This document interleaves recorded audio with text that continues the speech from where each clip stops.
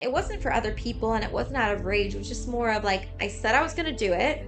And then also just once I was doing it, I wanted to prove to myself that I can do hard things. And I might not be as strong as everyone else, and it might take me longer, but I can get where I need to get to. That's what I wanted to prove to myself. You can listen to this podcast, you can listen to this conversation, and you'll pick up a whole bunch of little nuanced things that you probably didn't think about. Yeah. The one thing you cannot get is the first person perspective, what it's like to climb straight up for 8 hours, only cover 3 miles, one step at a time.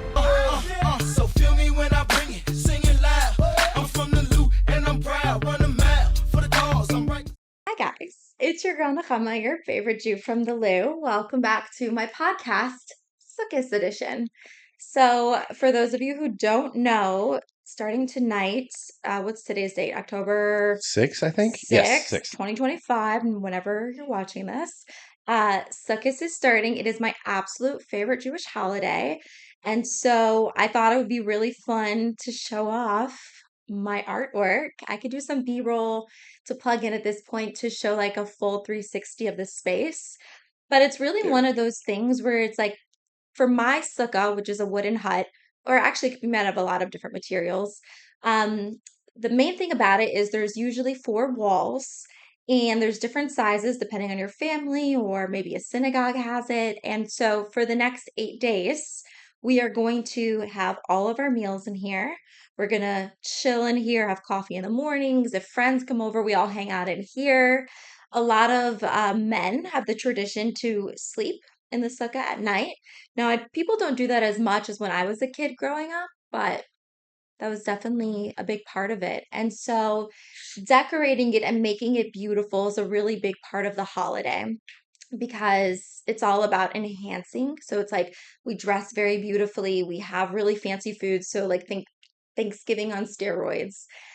And then also decorating this space. I've seen some incredible videos on Instagram of different people's sukkahs or sukkot. And I got inspired because my grandmother, who actually she passed away 3 years ago today as well. This was her favorite holiday. And she painted murals in hers. And we used to have posters of different, moments of the holiday to inspire. And over the years, since it is outdoors, it got rained on, it got ruined. And so I thought, well, I went to art school. This would be a fun project. So I painted the whole inside white first, had a panic attack because I was like, oh shit. Now I got to paint on top of it. And there's this point in painting where like it always looks worse before it gets better. And I had that moment and my mom came down and she's like, I'm going to walk away and hope This gets pray that this gets better. And I guess we could always get more posters if we need to. Yeah, you ever see the movie 50 First Dates? Yeah. So like she it gets painted white every night because she loses her memory, so she can paint the big mural. That's what I'm imagining right now. Yeah, Is Drew literally. Barrymore in this huge garage with all these white walls, Mm-hmm. except the opposite demeanor. Yeah. Yeah, yeah. But like I just, this is it's a little hot this year, so we're sweating, but anything for the podcast. Um, but yeah, it's one of those things too where like I share this on Instagram, but it's one of those things that I love to invite people to see in person because it's such an experience. Yeah, you sent me a picture and you said, "Hey, I really want to do a podcast." And you and I have been talking about this episode that we're getting ready to do Yeah. for probably 3 months. Yeah. And you're like, "I really want to do an episode in my hut." Yeah. And you showed me the picture and I was like, of course, I was immediately like, "Please." Yeah. Very different to be not looking at the picture. Right? It's really hard to describe. Like, and also like at night too, it's just so bright in here. Now, I still somehow have to get Christmas lights up because that's the only time I get to have Christmas lights. So I'm going to put Christmas lights like through the wooden shafts that are on the ceiling, which you can't see in the video right now, but I'll show that on the B-roll. And it's going to have like, we do like the colorful foam chains as well. Okay. Some people hang fruit or dried fruit or fake fruit, I should say, because you don't want bugs. There's already so many It bugs. does seem like, yeah, that seems risky. Yeah. So the concept is it's temporary. It's a temporary hut. And we do it at the time of year when usually it's cold. It's usually cold during this time of year. So when most people are not spending time outdoors, and then here we are coming outdoors, and the Hmm. concept is we're supposed to tap into how when the Jews were wandering in the desert for 40 years, during the day there was four pillars of clouds surrounding them, and at night it turned into fire Okay. to represent that like out in the wilderness, also out in life, out in challenges, God is always surrounding us. And then having a roof that's not a permanent roof where you could see the stars Hmm. through the little slats to remember that God's above us and God's taking care of us. And so coming out when it's cold or it's just to remind us that God is always A here. little less convenient. It's less convenient and it's that faith, Hmm. and just being like, but it's beautiful. And I have so many memories growing up of being in my winter coat with all my cousins and like seeing our breath and the food comes in and it's hot and you can see like the steam just Oh, coming up. core memory. Yeah. Yeah. I have a lot of really, really good memories of Sukkot. So yeah. And so there's definitely more to each of these little moments here. But we also, I just want to be respectful of your time as well. Oh, I mean that is, but you are like again. Yeah. I told you I wanted to know a little bit. Yeah. Kind of wanted a little bit more of that intro and We're here to talk about the fact that we are both mountain mountain climbers. climbers. Let's go. Literally 2 days ago, 1 year on the nose. 2 days ago for me, I was summiting Mount Cotopaxi. I love that like our episode came out when that happened. That has happened to me serendipitously so many times with my guests where we start recording or the podcast gets published when it's meaningful Because for the guest and our like I said, yeah, we've conversation. been trying to put this together for a couple of months at least. Yeah. Going on. Oh, guys, this is Sam Schaefer. I know him, so I'm like, you must know him too. Sam is really significant, and I really want to dive into that for a moment because you were the first guest that I reached out to who wasn't part of my inner circle. Hmm. And that really gave me a lot of confidence because you were so kind to like and so enthusiastic about the first time that I reaced out that it gave me the confidence to reach out to Oh, it's other awesome! I did that. guests. The last bit of that I did not know. Yeah. I know I'm very nice. No, Yeah. no, So that's that was yeah. I knew huge. that. I didn't. I never connected the idea that was to me. That's just. I was like, oh, it's just a part. Yeah, it didn't seem off brand for you, or Well, maybe that's newer to the Nahama brand. I think I think the way my friends, sorry, there's a fly. I think the way my friends would describe me and my character development of my 20s, because I'm 29 now, and we met 2 years ago. That's Yes, crazy. Is that it's not that I've changed, it's just that I've become who I am. I feel that. Like I feel that a lot, especially after my amputation. Yeah. Like I finally had the space in my brain to go be who I'd wanted to be. Right. And so that was the theme of our first episode together. I'm going to link all this in the bio so you guys could check out his other episodes with me. But the first one was that like I just loved that you looked like you had a cool story. And I was just like I'm really inspired by you. I would love to get to know you. You have great energy and it was like even more so in person.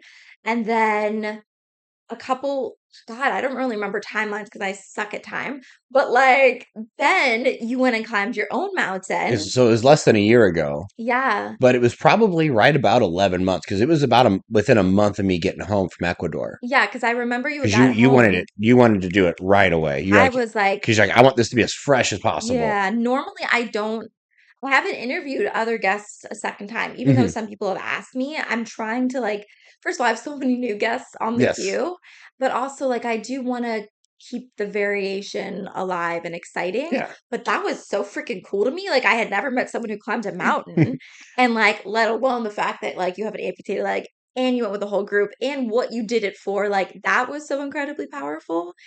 And then I also felt so much guilt because prior to that, 3 years before, I was going to climb Kilimanjaro and I chickened out, essentially, is what happened. I have a lot of valid excuses of why I didn't do it. But the evolved version of Nahama's not stoked about that. I saw those mountain boots, my hiking boots, every morning in my closet. And I'm the kind of person that if I say I'm going to do something, no matter how crazy, I do it. and it was just mocking me. Do you know what I mean? I know exactly what you're saying. Like part of your character, you're like, no one else cares about me. Everyone else would be like, listen, that's crazy. It's expensive. It's, all these What do you things. need that for? Yeah, like you're doing fine. Like, is that really responsible? All these things, right? Yes. You're gonna get kidnapped. What what point are you trying to prove? Yeah. I'm just like, none. I just want to, it's a thing I want to do, and that's good enough. Oh, I definitely was trying to prove a point. So I don't. I'm so far past. Wanting to prove something. It's something I talk about this one a good bit with, like, because I work with fighters, especially. This it tends to come up a lot. People that like to be fueled by hate. I'm like, let's flip this. That's terrible fuel. It burns too fast. It's erratic. It's unpredictable. How Mm, about we stop proving people wrong and start proving the people that love you right? yeah. Like, so, like, that was like a bigger piece. Like, Yeah. so, like, my brother that passed away a few years ago. He was, we had the big time big brother little brother relationship, and he was when I was like hurt. I had an invisible injury, and nobody understood what was going on, and so people love to use the "I don't understand" as an attack, which is really weird to me Hmm. because that's just an admission of your own ignorance. Yeah. Like, how is you not understanding me being offensive to you? This is something, everybody's fallen into this trap. Plenty of people live by it. They see something they don't understand, they're automatically bad. Yeah. And so I was that to people, and people in my life were just bailing on me left and right. Mm, My little brother, though, at no point did he ever have that. Like, he just, he knew, and then when I had my amputation, he was there, he was just always there for it. And after he passed, his was literally about to be his fiance was telling me that, like, he used to tell people about his brother who did like superhero shit. hmm. Like, that was the phrase that he would use, apparently. And then when I was in Ecuador, I heard somebody use that phrase, and I never ever heard it anywhere else. Mm.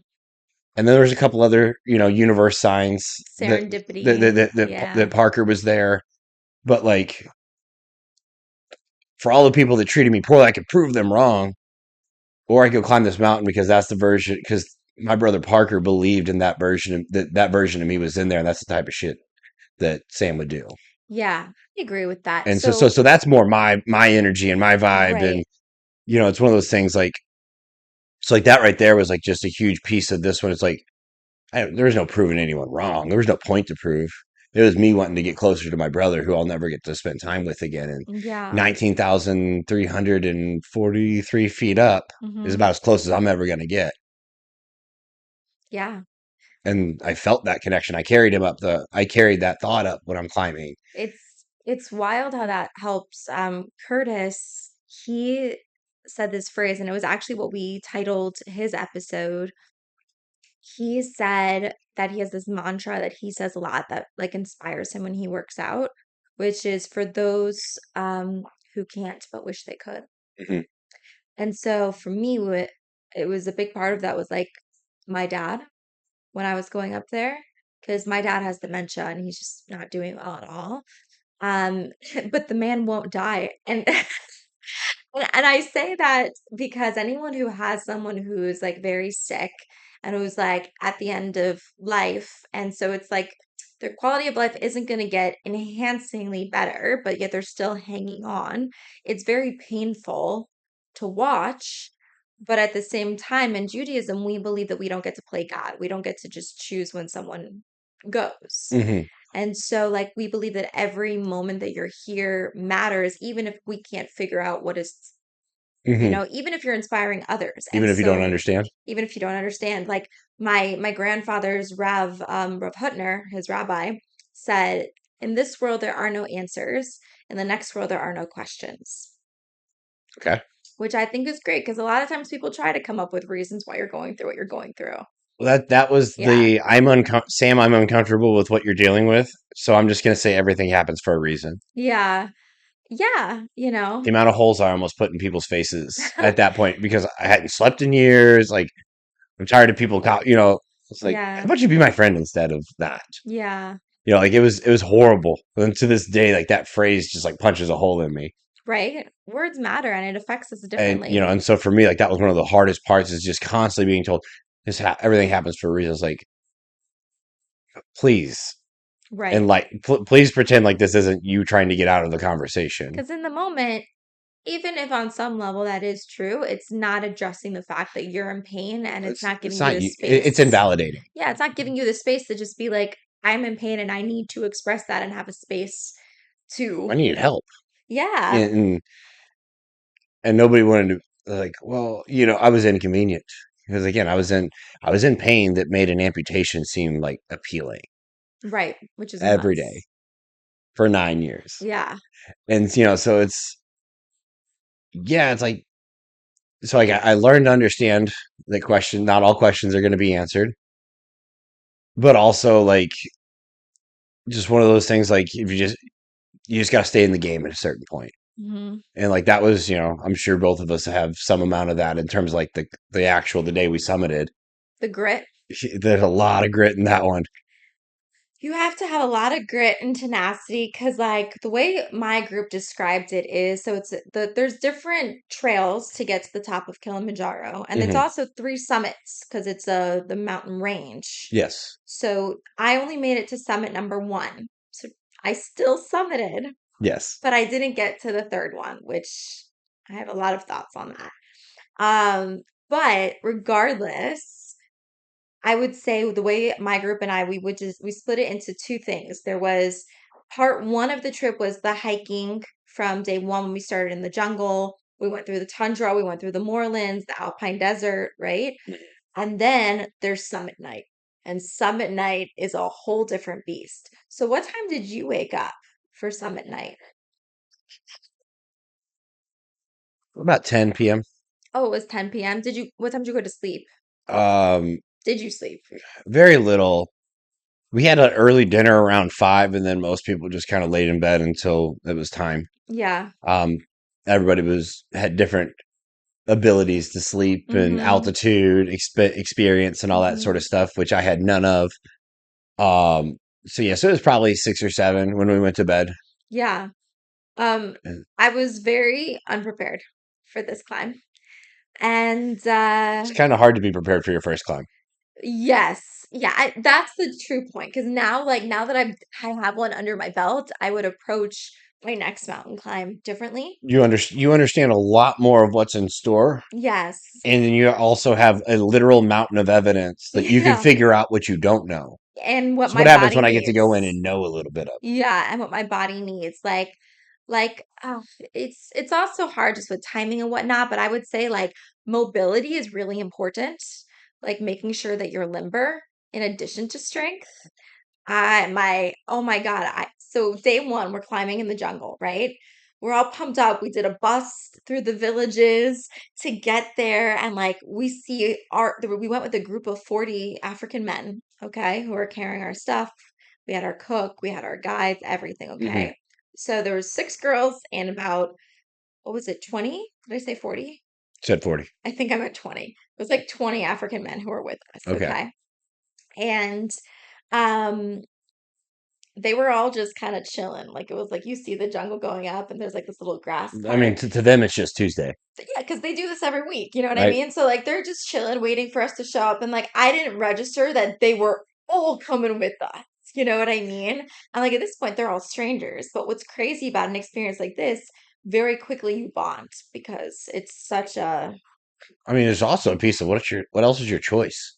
What right. other choice do you really have? Well, also makes it so much more fun. And two of the girls that It, were in it my is, group were 19 and 20. but it's also a lot more fun if we all were just nice to each other outside of here Yeah. too, and we don't do Yeah. that. Total fair. Fair. Well, some of us do.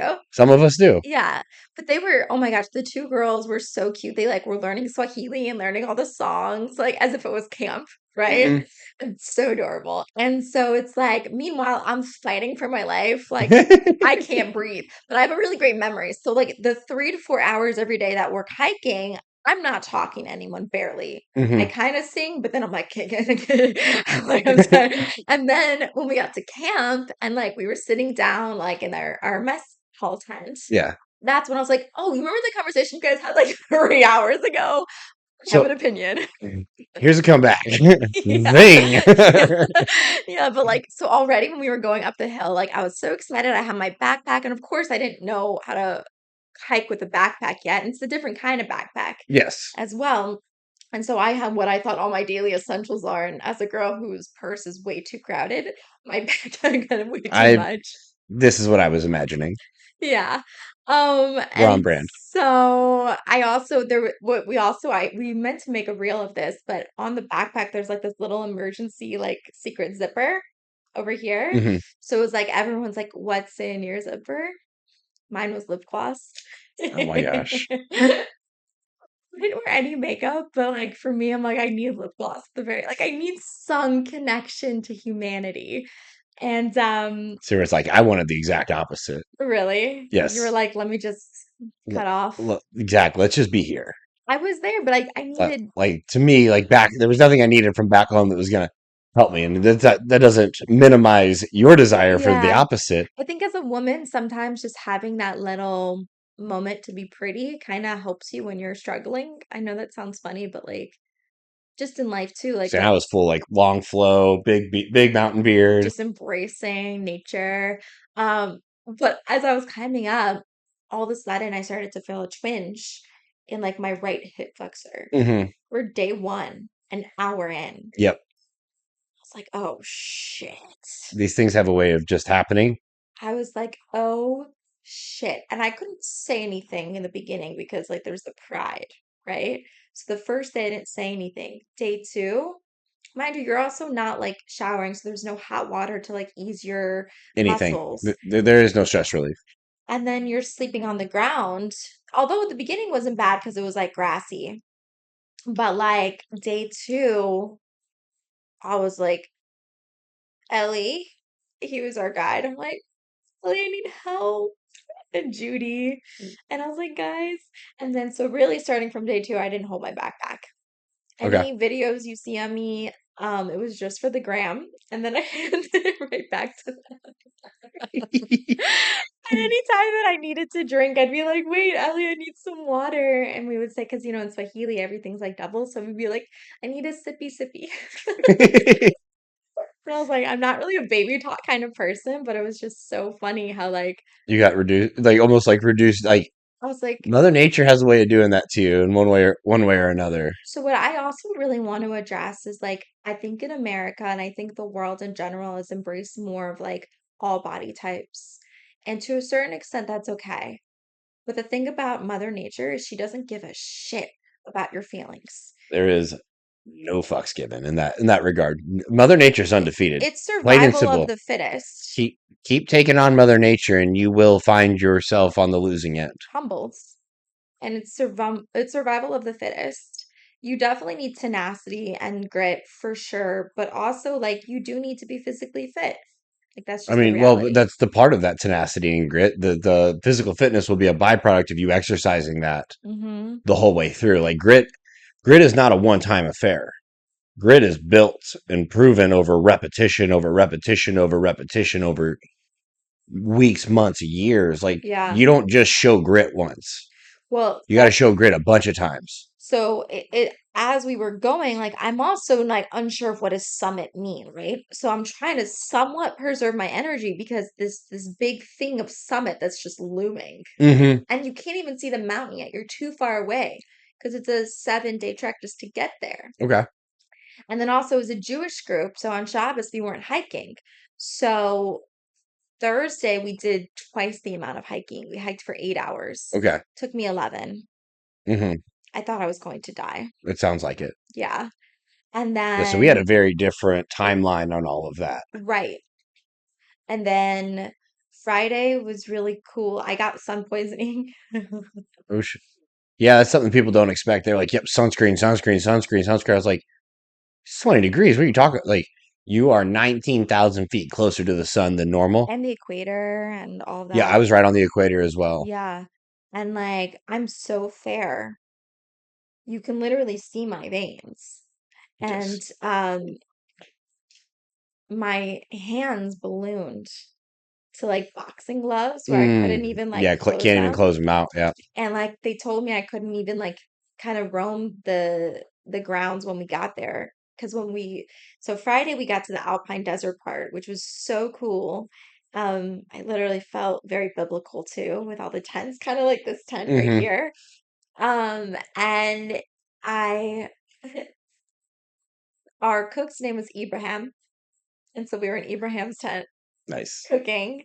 We taught him how to make challah, which you've had. Yes. So like we made challah on a mountain, which was so cool because it was also a big part of like how I fundraised for this trip since I Hmm. did it for charity. And like so I wasn't part of making the dough because I was so sick in my tent, but I like really, really have always wanted to make challah ever since I heard about this trip. Like I really wanted to make it in Africa. I thought that was so cool. Hmm.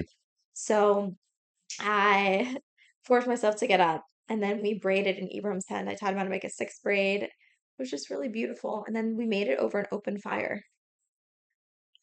Is that some of the best bread you've ever had? Literally, it was like smoky also. Oh yeah. It was so good. And then like singing, we sang a lot. It was so beautiful. Like it was such a great trip. Like it was so hard, but like what was hard about the Alpine Desert is that the elevation at that point, it really fucks with your brain because it was a straight shot. So in my head, I'm like, that should take like about 20 minutes. 2 hours later, I left an hour before my group just to be able to go. And then they Hmm. all surpassed me. I broke down crying a lot of times because I was so slow and I felt like such a burden to everyone, you know? And then I got there and it's like, so it's flat. I'm moving so slow. I can barely move. And then there's this straight hill, like super steep to where we Hmm. needed to go. And I just burst out crying because I'm like, she's How like, is this real? she's like, you just have to get to the top of the hill. And I'm like, just like I've been hiking for hours.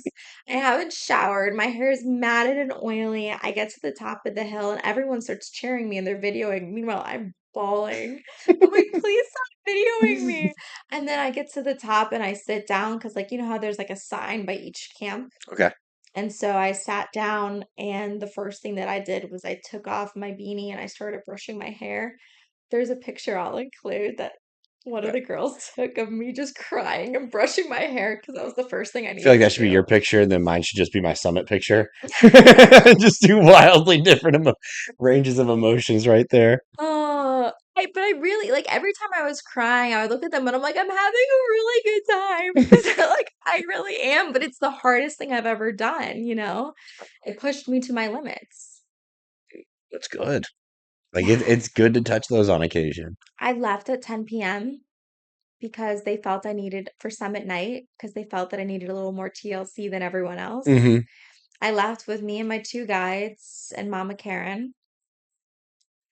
And she had her own guide, and then I was going too slow for her, so she ended up going ahead of me. And so then it was just me. I was the first to start on the mountain, but I was the last to finish. So I started at 10 p.m. Hmm. and I didn't summit till 7:20 a.m. Okay, that's about the same time as myself. Really?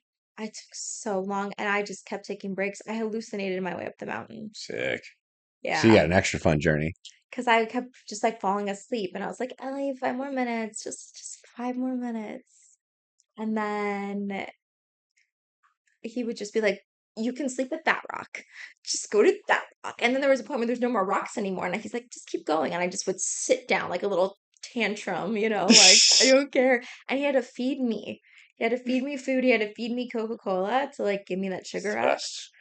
Oh my God, it was the best that I've ever had in my life. I had that experience. Yeah. On Yes. summit night. On the summit. Yeah, Yeah. So I feel like we're gonna be all over the place on this one. for sure. It's okay. But yeah, no. So when we hit the summit, so I left at somewhere between 11:15 and 11:30. Yeah.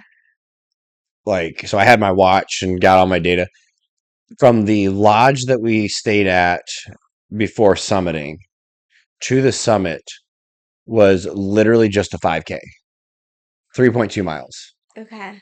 It was over 5,000 feet of gain of elevation. We're Okay. going so slow. Yeah. And I summited right around that same, just after 7.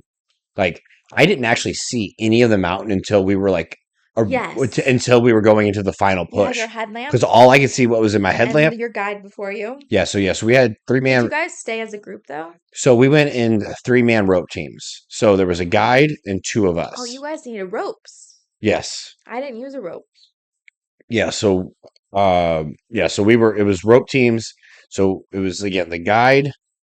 Guide was in front, least experienced, and so on my rope team that was me. Because then Jason, who was the other amputee on in my group, my climb team, he was there. He did it last year, the year prior. So it was Juan, Sam, Jason as a 3-man rope team, and we just kind Mhm. of worked together through there. And yeah, we didn't even see any part of the mountain until like on the way back down. I was like, when was all this? Yeah, Also, literally. that was way the worst part. Without, Going down? I died. Literally, that's when I lost I my toenail. I lost. I used all my gas to get to the top, and I never considered coming back down. Literally. But yeah, so I got to the top of that mountain, and one of the guides they had some extra cokes, and so we're in South America, which is like the if you're gonna have Coca Cola, it's the best. Because it's the real sugar. It's all the everything in it's Yeah. real, and it is genuinely so much better. Can I tell you a secret? So It's not much of a secret on a podcast. no. Everybody, So close your ears. on Passover, there's a lot of restrictions of what we can eat on that Hmm. holiday. And so like we can't have the traditional Coca-Cola.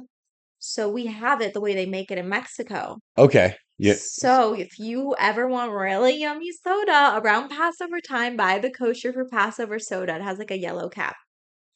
And okay, done. Because yeah, so I'm up there and I am just cashed and I'm having a moment, having an experience. We finished right about the same time as another rope team, so it wasn't even just us three; it was six of us. Mm-hmm. And these guys that you really. I was in Ecuador for 10 days. Um, we summited on like day 7, right? So at this point, you get close pretty quick. And there was 2 different mountains, so I would. What was the other one called? Cotopaxi. So I climbed Cotopaxi. And by the way, I should also tell you, I'm so impressed that you're remembering all the measurements. Like it was 5K, the mountain was this high. I literally was like a little baby bird in their care. I had no idea what was going So to on. me, that helps me. I like to quantify what I feel, Okay. but not at the expense of what I feel. Okay. So I do feel, I do, comma, feel, comma, then look at the objective data. So Ah, afterwards you were I like, this is how much I so that's what climbed. that felt like. Got That's what it. this is what that feels like. And so, but yeah, so now I remember summoning in the guide. So again, we're having this, and I need a drink. I did not bring enough water. And Eh, it freezes. No one talks about this. yes, Yeah. our guys did. Yeah. We had an incredible guide team. The group from ROMP that ran it, LP, she is just an absolute monster. Like LP is such a Right. gangster.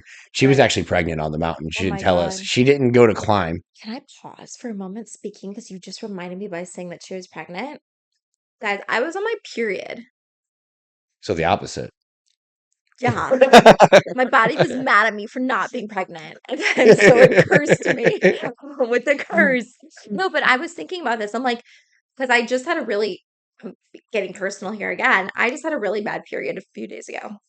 And like, it's like a report card. Yes. So, but sometimes it just sucks. I can't explain it. Sometimes it really just is harder than others. Yeah.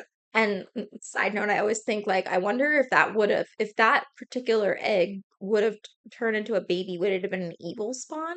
Like, this is what I Or are you wonder. being punished because you just gave away the opposite of evil?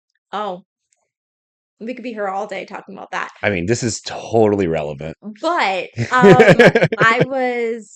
I was really weak a few days ago and like it was really hard for me at the gym and I'm like it reminded me of how weak I felt on Kilimanjaro. And all this time I've been hard on myself that I was like overweight or out of shape and like yeah, for sure those things definitely played into it. But like being on your period because I literally got my period as I was starting the mountain climb. It came Sick. early. Sick. So I was glad that it happened then and not summit because that would have been much harder. So at least like the symptoms kind of eased. Yes. But like that's why I was so weak and it was so hard for me. Yeah. Yeah. And it's also just hard anyway. It's hard. But can I tell you, like, so many people, because, like, for example, when I first met you, you were the first person I ever met who climbed a mountain after you had climbed Mount So weird. Cotopaxi. That's such a weird sentence to hear Hey, about yourself. no, I know, but like, listen, ever since I met you, now I met so many people who've climbed mountains, but you were the first, okay? And so, like, in my mind, I was like, oh my freaking God, like, that's incredible. Like, how many people are you going to meet in your life who climb a mountain? Well, once you start meeting them, you meet them. Yeah, you start to find that they exist in circles. Everything exists in circles. For sure, but I wasn't part of those circles. And so, like, but now that not only have I met so many people, I also have done it. And so it's like, I compared it to, I was talking to another guest on the podcast where, let's say you get up early to go to the gym, it's like 5 a.m., and you're like, I'm a winner. Yeah. It's dark outside. You're like, very few people are on the highway or the streets. And then you get to the gym and it's like packed. And you're like, oh. I guess I'm a winner compared to them, but now that I'm in the room full of winners, I'm just normal. I'm just ordinary. So that's how I felt as like a mountain climber because like on the mountain, I'm not on there being like, wow, think about all the people at home who are never going to do this. I'm comparing myself to all the other mountaineers that I'm meeting. You know what I mean? Hmm. Yeah, and which is, if you can use it for perspective, like, oh, no, I can do this, it's useful. If you start Yeah. sitting there and be like, oh man, he climbed a higher one or he climbed faster. That doesn't matter. Yeah. I mean, Well, I mean, I'll tell you, like, people that are like love this stuff, like, oh, so you got to spend an extra hour up there? That's awesome. what There's was the sunrise like for you? crazy Right? because it was eight, like you said, so yeah, so it was 8 hours to go up, Mm-hmm. another four to go down. So it's Mm-hmm. 8 hours to go up, and the first seven and change were all darkness. Mm-hmm. So you're set. So I'm already 7.5 hours of walking uphill straight Yeah. in ice and snow, wearing like the crampons. Did you have like the stuff on your? No, I didn't have crampons because of the climate. The guys were telling me like it used to be more snowy, Hmm. but now it's really only at the top and it's not Gotcha. so bad. Our guide was saying the same, that like when he started climbing Cotopaxi, sorry, Chimborazo. That's the other mountain. Ah, oh That's the other mountain yeah. in Ecuador that we had a team go up on. They Yeah. had snow too bad and they couldn't actually summit. Yeah. Um, but so, It's really like a dusting on top. but yeah, so he You talked see about the that. view of the snowy caps when you're up there, which is incredible. But like by the time I got up there, I was so tired. And so meanwhile, there's two other summits. Hmm. And my group is already there. And my guide was like, it's not that I don't think you can make it. It's just keep in mind it will take you another 8 hours to get to the third summit, And then you got to go back down. and then you have to go back down. And I'm with the group. You know what I mean? Yeah, I'm not on my own time schedule. yeah. What ride are you? What ride do you want to take? Right. So, anyways, I was at that point, I was like, but he's like, but you made it to the top. Because I remember, because at the last, so the sun had risen, I stopped, I saw it, it was like a strip of red. It was incredible. Like, I've never seen a sunrise like that in my life. But like, I still wasn't at the top yet. And then all of a sudden, meanwhile, there's these huge boulders. So to climb at the top, the only way to go was like literally hoisting yourself over these boulders that are pretty much as tall as I Yeah, am. we had moments like so. I had crampons on within the first hour and a half, Yeah. and then there was times as we started getting close, like we're actually using the axe to climb. Oh, I didn't do that. Well, Yeah. like digging the crampons, which are basically for all intents and purposes like spikes that you clip onto the bottom of your shoe, because again we're in ice, Yeah. and so like ice, like snag, drive in, pull. Like we had a little bit of that, very little bit of that. But yeah, it's like this like crazy, just like yeah. Again, these things aren't a joke. No. Like, do I think in Did terms of you? like very extreme things in nature and stuff that you could do? I think that climbing a mountain is one of the more doable ones, generally speaking. Um, Depending on the mountain. depending on the mountain, like I think a lot of people can get themselves with time, effort, and consistency can get themselves to a point that they can go experience a 14,000 plus summit. Yeah, I agree. Um, because in the end, it is just walking and choosing to continue to say yes. Okay, And that's like the hardest part about. can we pause for a moment and talk about that it is just walking? Yep. Like I don't a Well, big and that's why I remember those. summit's different. Like that's why I remember those numbers Right. because like I just spent that much. I just spent 8 hours walking, and I went just over 3 miles. Because a lot of people like hiking is huge right now. People go on hikes all the time. So it's like, yeah, you're hiking for a really long time. And I remember when I told people that like minimum I was hiking 3 to 4 hours a day, they're like, oh, whoa, that's a ton of time. And I was like, but the environment's different. Like you literally have nowhere else to be. You're there for that Like for purpose. us, like we were steady pace Yeah. wise. So we were walking at less than a mile an hour. Like, and we were steadily, but like the steps are way shorter. Yeah. The cadence is way slower. Yeah. And like So every time I started like stepping a little faster, the heart rate would jack up. Again, I'm however many thousand feet up in the air. And yeah. this was also my first experience at altitude Mm-hmm. in my whole life. And so like we're all these, so you get all of these factors coming and like it's a different brand of conditioning Yeah. to walk that slow and have to be strong. There's a big strength, me being a strength coach, there is a big strength component to those steps. And so like, on the treadmill, so now I've had people, ask, hey, that are on the ROMP team and with other adaptive organizations that do stuff similar or are trying to have somebody get on the ROMP team, like, hey, how can you have some stuff that you can use to help? I was like, big incline on the treadmill, but it needs to be at a 1.0 pace. Yeah. And that's actually a lot harder for most people. The Stairmaster as well. Exactly. You don't want it's Slow. not how fast can you get that many stories It's done. how long can Can you you do go slow? correct? And that is again just a different brand of conditioning. It's also just a big mind thing because I think a lot of times if we're going through something hard, we're like, how fast can I get through this? Yeah, exactly. Like you don't have that If luxury. the only part of the mountain you remember is the summit, I don't know what you're doing.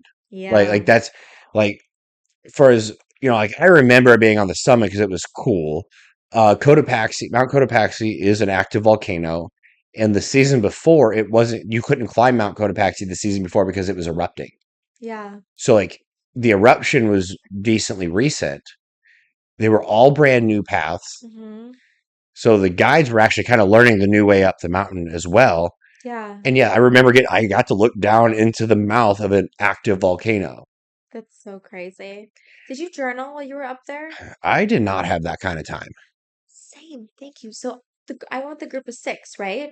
Some of the girls were really good at journaling, and like I brought journals, I bought books, because like there was a lot of time that we were at the campsites. By the time I got there, I was so exhausted. I also just needed an emotional break with some of the other stuff going on in my life. I was like, Fair. I'm going to go on this trip. I'm going to release myself from all the other things. And I'm just going to just be present with these new friends. A couple people on the team were people that I had known through amputee circles, but only knew them online. Oh, that's so And so like we were fun. like cashing in internet friendships Yeah, I is never what I met my group either. is what I joke. And so we were doing monthly Zoom calls and stuff Mm, like that, for all the things that we needed to know. And so I was like, for once in your adult life, just do this. yeah. And so I did.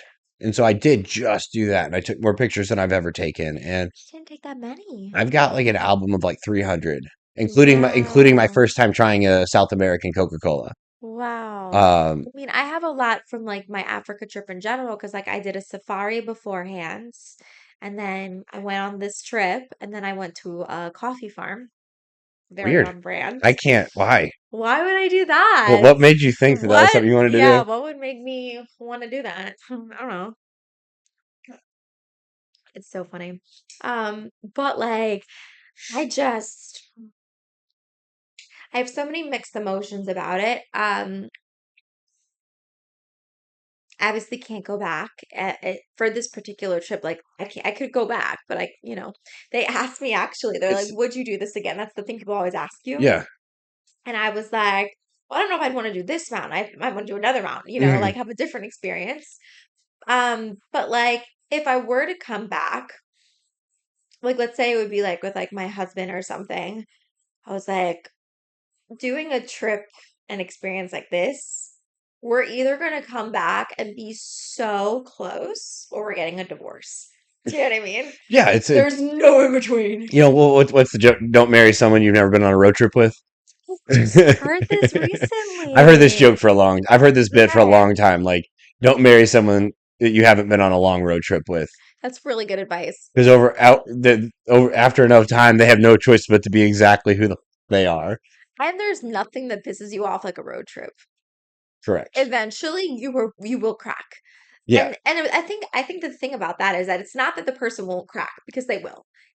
But it's how do you guys handle that together Correct. and treat the other and all those things. Yes. Yeah. Yeah. I was about to go completely random tangent on something I just listened to on That's okay. Let's do on it. Chris. That's fine. So on Chris Williamson's podcast. Yes. I Uh, started it, by the way, the one with Matthew McConaughey that he was. It's great. in fact, it's in this episode, Yeah. and he talks about, he's like, no, I think it might have been in the Ryan Holiday one right after. But Okay. anyway, he talks about, he's like, you almost have to, like, in relationships, he talked about, instead of trying to figure out who's right or get them to admit that they're wrong, Hmm. how about we play the game of how quickly can we reconnect? I like And that. it's now it's us against the problem. Yes, because you're fighting It, for the relationship, not with each other, hopefully. correct. Hopefully. Well, in a healthy relationship that has a chance, you Yeah. can do this. I also heard something recently that I really liked as well, and maybe I like this because I'm a little competitive too. Um, So you needed what I just said. but it's also this one I think you'll like as well, which is like the most ideal relationships is when you have two people who are it's almost the competition of how can we treat the other one better? How can we give more to the other? Yeah, When you have both people I like. coming that Yes, way, I'm a big fan of those sorts of mindsets as I well. think Like, so. Because it's like, I think a lot of people holds back where it's like, even in the beginning, like people are like, oh, I don't want to give too much too soon. What are they going to think of me? Those kinds of things. And it's like, well, what if you're just a giving person who's kind and compassionate and you're not like doing it so that they like you? You're doing it because that's who you are. mhm. And if something comes of it, great. Because like for me, I think a big part of it is like we totally wrong on a tangent. Because of my upbringing, and this is also my personality for sure. Because there's plenty of people who have like dated traditionally within like Orthodox dating Mhm. styles, and it's totally worked for them. I think for me, being growing up, I was so intense and I was such a romantic. And I think I put a lot of stock on like, oh, I'll feel complete when, right? Like getting married was Yep. like something that I would deserve when kind of thing. Yes. That like I put so much pressure on it that like I never enjoyed dating because it was so much anxiety. Why aren't you making me better? Just like also how am I showing up and like am I good enough and like just so much pressure and where was I going with this? I I think something I heard recently that I really liked was instead of like when you're getting to know someone, instead of it being like I mean, obviously, at a certain point, you have to get more serious and like figure it out. But in the beginning, instead of putting so much stock into every interaction, like, what does this mean? How do they feel? And like dissecting it, instead, just be like, first of all, how do I feel? Hmm. Like, how am I feeling afterwards? How do I feel energetically? But then also, the goal of like every interaction should just be have a good time, get to know each other. That was a good interaction. Cool. Do I want to see him again? Great. And then just go Sick. from there. You know what I mean? Instead of all the pressure of like from date number one, are you my husband? It's a lot of pressure. You know what I mean? Yeah, it seems like a bit much. But like, Seems like a good way to get a quick no. yeah, no, literally. Well, you don't ask it, obviously. But like, yeah, it's a whole different world. Absolutely. It doesn't have to be. We chill. We can chill. I just, my friend and I, this is like what we do in life. Like literally when I'm doing my hands, like with everything, whenever it starts to be like, if you're feeling anxious or stressed or whatever, you're just like, but back to the mountain. Yes. Funny thing, this is hilarious. So like, obviously there's a lot of character development. There was a lot of struggle. There was a lot of, but then like I did the thing, right? So Summit Night, there's the boulders, right? Hmm. And I just kept hearing people woo. Meanwhile, I'm out of it. I keep falling asleep, right? I'm so like What kind of animal lives up here that makes this noise? no, I knew it was people, but I was like, what's happening? Like, you know that moment when you're like waking up in the morning and you're sleepy, but you're not quite awake, and you're like literally in between worlds. That's how I was the entire summit. Okay. And That's not so crazy to me. and so when I heard everyone wooing, I was like, "What?" And I remember this was like my thought. I had a few thoughts that got me up that mountain. I was like, "I want to woo. I want to woo. I want." And also, like at every campsite, I had taken a picture with a bag of like Café. And like I was like, God damn it, for the gram. I will get that picture on the top of the mountain if it's the last thing I do. And I did. This will sell so many bags of beans. Not one bag was sold from that picture. Probably not. But it was for me. And like I wanted to prove to myself that if I say I'm gonna do something, I do it. Mm-hmm. That's number one. It's first agreement. And I didn't read the 4 agreements. I need to. Okay, so the first agreement is be impeccable with your word. Okay. And the first off, you think what I say out, Yeah. but then it's absolute jet fuel, and why it's then you realize it's the first agreement because it's also what you say internally. Yeah. And like here's the thing is like you can you can really talk yourself out of something and tell everyone a good enough reason. Well, to be like, yeah, that's sensible. Like, It's really easy. but in your own heart of hearts, you'll know if it's bullshit or not. Mm-hmm. And that wears on you. And that gets exhausting. And that's why I needed to go on this mountain climb because, like, I could come up with so many practical reasons of why I don't need to go on this mountain climb. I mean, it's been a long time since anybody's ever needed to climb a mountain, if ever. But first of all, being a girly girl, I felt like it was a really good experience for me to push myself quite literally to the opposite extreme. Find out how girly you really are. I kept lip gloss in my backpack as an I mean, emergency. you hung tight. You hung tight. Oh my God, it took me 3 days to clean my hair after that. The first shower was not enough. The shower was pretty phenomenal.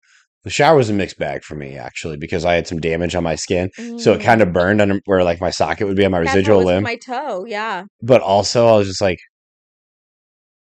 oh, this is so fucking nice. Because once we got done with the climb, you know what we should do? Hmm. Let's go from the beginning. Let's go from the flights. We're so all over the place. But so let's go ahead and we've kind of got our thoughts out. Let's kind of Yeah. so Well, if you're can I listening, also say, like, a big part of why I wanted to do this conversation is because, like, I do have a solo episode coming out where I'm gonna really go into like all my details and stuff. But my mind is swirling, you know? yeah, I mean, I'm a year later, and I still look at those pictures and just like, Damn. holy cow! Like, there's a couple of them that I'm like, magic's real. Yeah, Like, literally. like But can I tell you magic's such a real. funny We'll story? put this on B-roll too. I'll give you some of these pictures I've got Yeah. that you're just like, I can't believe you know the person in that picture. That doesn't Yeah. look like. I was like, this is a picture of me, It's so cool. and I look like I'm in outer space. Yeah. And didn't you also feel like looking back at some of those pictures, even though you were there and you did the thing, sometimes you look back at those pictures and you're like, God, what a badass. You know? Even though you were there. Me, I'm just like, man, am I happy I said yes. Yeah. And not just like yes to romp, and not just yes to a flight, Yes to life. but like, yeah, and so like, there's also pieces in the climb. Like, my heart is bit. So we started at 14,000, went up just over 19, and my heart is bit was probably between 16 and 17,000. That's what I started feeling the effects of, like, is this altitude? Because I don't know what altitude sickness feels like. Did I don't know you what take Diamox? yes. Me too. And That's a medication for altitude sickness for all of our non-mountain climbers. and so like, I just like, there was a point there that I was sitting there between like, don't try to solve problems you don't have. Mm-hmm. Your lack of understanding isn't necessarily a fatal problem. Yep. Battling with, I don't want the guy on my rope team to get slowed down and maybe miss his opportunity to have the experience because of me, because I tried to push it too far. Especially because that was a different experience than me with the ropes And too. so like, there was like, so like, aren't I glad I said yes to solving the problem on the move? Mm-hmm. And that's become like a thing for me. Is like, I problem solve on the move now. Yeah. And not always, but I'm getting better and better at catching myself and reminding myself that I'm good at it. Can I tell you another really wonderful takeaway from mountain climbing in general? And I think this is also something I think that we kind of share this perspective too, is that a lot of people live in this little cage that they've created for themselves of their own fears, There's a lot of whether, self-imposed jail yeah, cells and out it there. could be self-projection, but it could also be generational or cultural projection of like limiting beliefs of what you can and can't do. And like for the select few of us out there, and it starts small, it could be small, but like once you start doing this and saying yes to life, ooh, it's a high. And then all of a sudden you're like, wait a minute, there really isn't a lot of limitations. Like, not that it's going to be easy. And like, there's definitely a lot of self doubt and questioning yourself. But the more you have a backpack full of experiences of like doing It's stacking things, proof. then yeah, it's that irrefutable proof And that gives you that's the confidence that where it's like when you start something new, you're like, this is going to be really hard. I really don't know what I'm doing, but I have proof of doing other hard things I didn't know what I was doing, and I figured it out. And it's going to be all good, you mhm, know?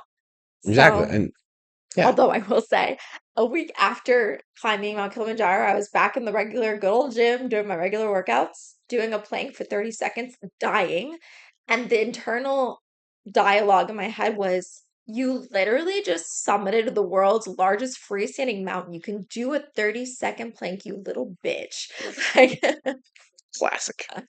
but you wanted to go back to Flights. flights. Yeah, like let's go with timeline. So just on the off chance that somebody listening to this thinking like maybe this is something I want to do. Yes. So let's go into like so climbing a mountain's a lot more, especially living in America. Climbing a mountain's a lot more than showing up at a lodge and walking up a snowy hill. Hmm. Like so, there's a lot of plans. So I was invited on this trip by an organization called ROMP, Range of Motion Project. They provide prosthetics to, they've got two clinics, one in Quito, Ecuador, and the other one, I don't know where, but it's in Guatemala. Mm, They provide prosthetics to people who wouldn't have access to them otherwise.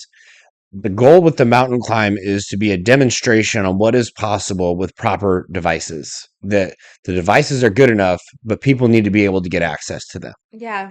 And so that's how my whole journey started. I had some people that were on the team the year prior reach out and say, "Hey, we would love for you to be on the 10th anniversary team." And so that's why they took such a big team. There was two groups, Chimborazo and Cotopaxi. I was Cotopaxi. And in fact, those guys are all actually they're out there. They're all on their way to the haciendas. They just got to the haciendas Today? yesterday, and they'll be going to the Oh, lodge probably tomorrow. And so wow. we'll get into what I'm talking about. But yeah, so that's how I got. That's how that was the genesis of all of this. What Yeah. was yours? How I got into Yeah, it. other than like you just wanted to. So it started when I was 26. I did my first big yes to life thing. I traveled solo to Italy. Hmm. A bunch of things lined up where that was okay. And then I got bit by the travel bug. And so many, it was right after COVID. So many people not to go travel solo as a woman. And I did it and I had a fantastic time. I was so empowered, and I'm like, no one knows shit. I can do whatever I want. I was on Instagram, and one of the guys that I follow on Instagram had just climbed Kilimanjaro. I was like, That's next. yes. Okay. And then that's what happened. But at the time, this Jewish organization that he went with only had men's groups. They didn't have women's groups yet. Okay. And so I found an all women's group that wasn't Jewish, but it was also luxury. So I'm luxury, right? So I was like, perfect. And it wasn't for charity. So I had to pay out of pocket. And I was working corporate, so I was making pretty decent money. And it was $10,000 for the organization that they wanted. And then that didn't include flights or gear or anything like that, Same numbers for me. which I would have to do myself. Okay. And so I put a little bit um I there was a payment program that you can do. So I did Yep. that first, and I had actually paid off the $10,000. Like I could have gone. And then a few things happened. One, um I'm Jewish, and even though I don't identify as Orthodox, there's still certain things that are very important to me. So Shabbos is a non-negotiable. I don't work. And Hmm. part of that is I don't climb. I don't things that aren't Yep. appropriate for the day. And I was like, God, but this is a one-time experience. Maybe I could make an exception, you know? Hmm. But it really just gnawed at me. And then also for anyone out here who wants to do this, and this is true of any traveling, the first thing you must do is book your ticket. Once you book the ticket, you're going. Also, That was the realest moment of the whole thing. literally, you could figure everything else out. Whenever you have an idea to do something, book your fucking ticket and then the rest will come into play. I did not do that. I waited to book the ticket. So the ticket at that point, I think was like $5,000 Oh, damn. or something insane because it was like a few weeks before the trip Oh, yeah. Okay. to Africa, right? Shocker. Exactly. It was stupid. I was stupid. And like I just didn't have that kind of, even though I was working a good corporate job, I didn't have that kind of money. And then I also for some reason had it in my head that you needed shots, like you needed a certain vaccine or whatever. And in St. Louis, they didn't give it. I did all this research. You don't need it for Kilimanjaro They'll if tell you're you. from America. But for some reason, I thought you did. And so I looked into it. I'm like, I can't afford to fly to New York to get this shot and do all these things. I got scared. Everyone was like, wait, you're doing this? You're a girly girl. Why would you go to Kilimanjaro? And I chickened out and I got a refund on the money. Okay. And so, Just got that. but the one thing I still had was I had paid a lot of money for these really, really nice reddish pink hiking boots. And those were the ones that kind of stuck with me. And then a year later, I saw that that same organization from that guy had a girls' trip because the girls were like, what about us? You know? Hmm. And then I reached out to them. They're like, come join us if you raise money. I'm like, how am I supposed to raise like $10,000? That's crazy for charity. Um, so it was super intense and I just kept saying no. They asked me, they go on that trip twice a year for the boys, twice for the girls. They kept asking me, I kept saying no. This was like for 3 years, I kept saying no. And then finally, working as a barista, making less money than I did corporate, I just decided to have this like crazy faith. I felt called to it. I'm 29. I looked at it as like Life's almost over anyway. my goodbye to my 20s. You know Yeah. what I mean? Like just like I wanted to, and also I wanted to wrap up my 20s with no regrets. Like everything that I could have possibly done in my 20s that I wanted to do, I've done. And no promises left undone, Hmm. unsaid. And also I um know that I'm going to be starting my brick and mortar for Lake Cafe soon. And when that begins, for the first year or two, I'm not going on any big Right. trips. So understanding that, I say sacrifice, but Yeah. consequence, decision, whatever you want to say it. It's my dream. It's what I want to do, but I also love traveling. So I'm like, this is my last big opportunity to travel. So I actually, one of the other women in the group, she went to Istanbul first because you can't just fly straight to Kilimanjaro. You have to fly somewhere in Europe Yep. first or Asia. So I So we're decided on to the flights. onto the flights. We're getting to it. I decided to join her and go to Istanbul. And what's really cool is when I was in high school, talk about premonitions and stuff like that. 10th grade, we learned about world history. And to make it interesting, our teacher gave us an assignment like to pull from like a bag, a different Okay. city. And I really wanted Paris. And I got Istanbul. I was like, Istanbul, what the heck is Istanbul? Mhm. And I did a whole assignment on it. We had a competition and I won. Which is the important detail, by the That is way. the important detail. And I still have the little coin because my teacher would travel all over the world and she gave I got a real currency from Oh, Istanbul, that's which I still have. an engaged teacher. I like Yeah. this. Yeah, because they're off in the summer. So every summer she would Hmm. travel and she would show us videos around the world. And I was like, Istanbul. And who knew? It's got away.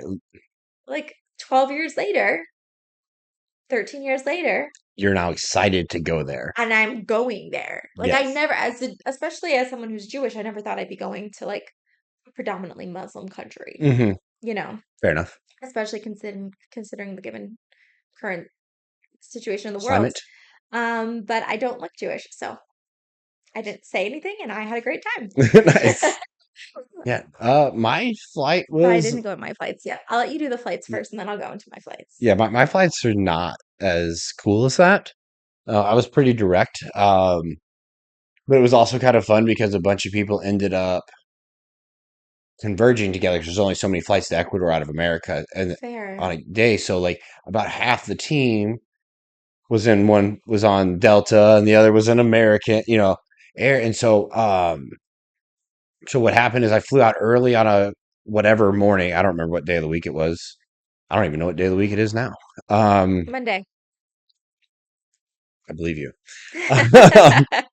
Yeah, so fly to Atlanta early in the morning, and I've got end up with like a long layover. And at this point, I'm getting, work done. But as I'm sitting there in the terminal that I know that we're going to be in, but not for again 6, 7 hours, slowly but surely, these people that I've only met on Zoom and Instagram start filtering in, and really the Mm, band's starting to get together in Atlanta. yeah. And then, lucky enough, we got to fly directly from Atlanta straight through to Quito in Ecuador. Mm, So luckily there was a direct flight, so there wasn't another connecting. But it was a lot. It was really cool. So like that was like the best part of the flight was actually the amount of us that we started getting to know each other in the terminal in Atlanta, yeah. and then on the runways we're getting our passports checked, and the people that had done this stuff before showing the people like myself who have never done anything like that before. And they're like, well, they ask you if anything to declare. I promise you don't want to make a joke. Little things like, Yeah. little bits like that. And so, like, yeah, we got really lucky. We got in late at night, like probably 10 or so, and then had about a 45-minute shuttle. Yeah. And so so my flight I got really lucky that my flight was remarkably uneventful. Okay. Nice. And so, like, that part of it was really You easy. didn't lose any luggage. No, Amazing. Okay. My turn? go. Okay. So um I had a wild experience on my flight. Okay. So, first, it was uneventful. It started off like early in the morning. I went from St. Louis to Chicago. Chicago's airport sucks. Yes. It's literally so confusing, and I had no idea that it was so big and all that. So the problem is getting to Chicago, we got there a little bit late, like a few minutes late. And also, I made the mistake of not going to the bathroom on the plane. So, right after the plane, I went to the bathroom. Of course, there was a line. But in my head, for some reason, I thought I had more time. And I also didn't realize where I needed to go. I had to take a shuttle. Yes. I didn't know that. Okay. Yeah, Chicago, So, Atlanta, Dallas. so Those are like the ones I've been in that St. have Louis to shuttles. Chicago, I'm Gucci. I got a Starbucks. I'm there early. I'm relaxing. I'm like, made a cute little like reel on I knew that Instagram. was coming. I was like, I knew When you that. saw it, I'm sure I did, but yeah, I knew that was gonna be part of it. So I was like, yep, I'm gonna do the post. it's gonna be so cute. And like, maybe I like got evil eye or jinxed myself from creating that post where everyone's like, oh, look at her getting all together because the shit hit the fan after that. Because like we got there a few minutes late, and then all of a sudden, like I didn't realize I'd have to recheck through security Because you're because going it's to, yep. international. So there's this packed, long flight. There must have been like at least 80 to 100 people in Yeah, front of me. yeah, they don't have their A team there. My flight was boarding in 10 minutes. There's no way I'm getting through that line in 10 minutes. I start hearing them calling me on the loudspeakers. Hmm. Okay. What did I do? How do they pronounce it, by the way? I don't even remember. Okay, But it wasn't correct, but it was enough that I was like, wait, I think that's me. because I've told you what it's like whenever you text me when I'm in the car, Yeah. and then Siri reads your voice, and let's just say they do not pronounce it No, correctly. no, no. A lot of people in Istanbul were actually pronouncing it neshama, which isn't bad because that's No, that's not Hebrew bad at all. for soul, Oh, actually. So oh, that's that's pretty. so and it's kind of cool. Yeah. But like I literally just said, sorry, got a flight, got a flight, got a flight. And so like the line's going like this, like a snake, right? I beelined it straight through, just ducking underneath all the things. I was so obnoxious, and I had my big hiking backpack on too. Naturally. And I'm just diving through people. Security guards are like, you can't just confront people. I'm like, I'm so sorry. And I'm Do you like, hear? didn't You, give a you guys want shit. to hear that? Stop. They didn't care. I was like, that name they keep calling. They That's didn't mine. care. I finally got through. Meanwhile, I thought it would be a cute idea to wear like my little cute sweatshirt and like be cozy. I'm sweating and I'm wearing my hiking boots. I had to take off my hiking boots to go through security. I didn't even take the time to relace them. So my feet are slipping and I'm trying to run, but it probably would have been faster if I just didn't put my shoes on. I get there, okay, can't breathe. And I'm like, I'm here. I'm here. And then they're like, what's your name? I'm like, You keep saying yeah. it. And then they're like, they quickly handed it to me. And then I got on the flight and I'm like, I didn't say I'm going to Russia. And I'm so confused, right? And it said Natalie, like Natalia or something like that. And I know I look kind of Russian too. So I think maybe that kind of got them confused. I go to my presumed seat, someone's sitting there, and I'm like, are you Natalia? She's like, yeah. And I'm like, why do I have your boarding pass? And then the flight attendant comes by and I'm like, they've been calling me and I think they're looking for me, but this isn't my boarding pass. And she like did something on her little phone thing and they got me to my seat. And I had a window seat. I had poor guys. There was two guys sitting next to me. They had to get up so I can get through. And then like meanwhile, somehow the people who are like by the desk still didn't know that I got to my seat.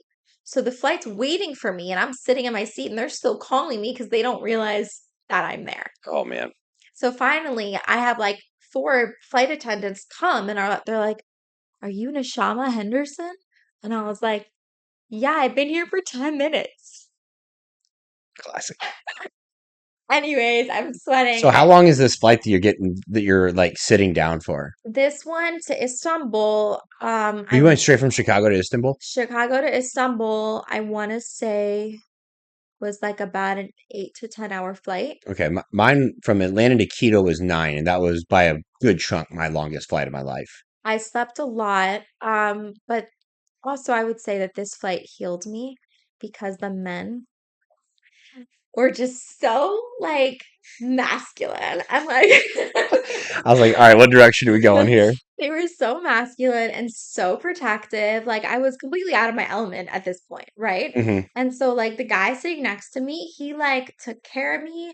He like anytime the flight attendant brought food, he like would just like he just was like very caring and like ordering for me like when I could like I was just too tired to talk. And then like, I fell asleep and he took away my trash and he put my thing up like just little things. I'm like husband material. Man who I don't know his name and I'll never see him again. But that You ever been happened. to St. Louis? And then I got to Istanbul. And I got there a day before Mama Karen, so I actually explored Istanbul on my own, which was really cool. And I was there for 2 days, and then we took a flight, but she was in business class, and I was just a regular human. Um, It happens. and and I got there. That flight I want to say was like another 6 hours. And so we got to Kilimanjaro at like 4 a.m. It was still dark outside. And like it was the smallest airport I've ever seen in my life. Thank God none of our luggage got lost.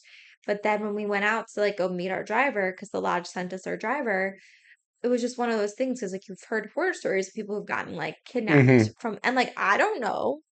I was Yeah, glad I wasn't alone for that part. But yeah. we got into this rickety car and drove on like some of the streets were done, some of them weren't done.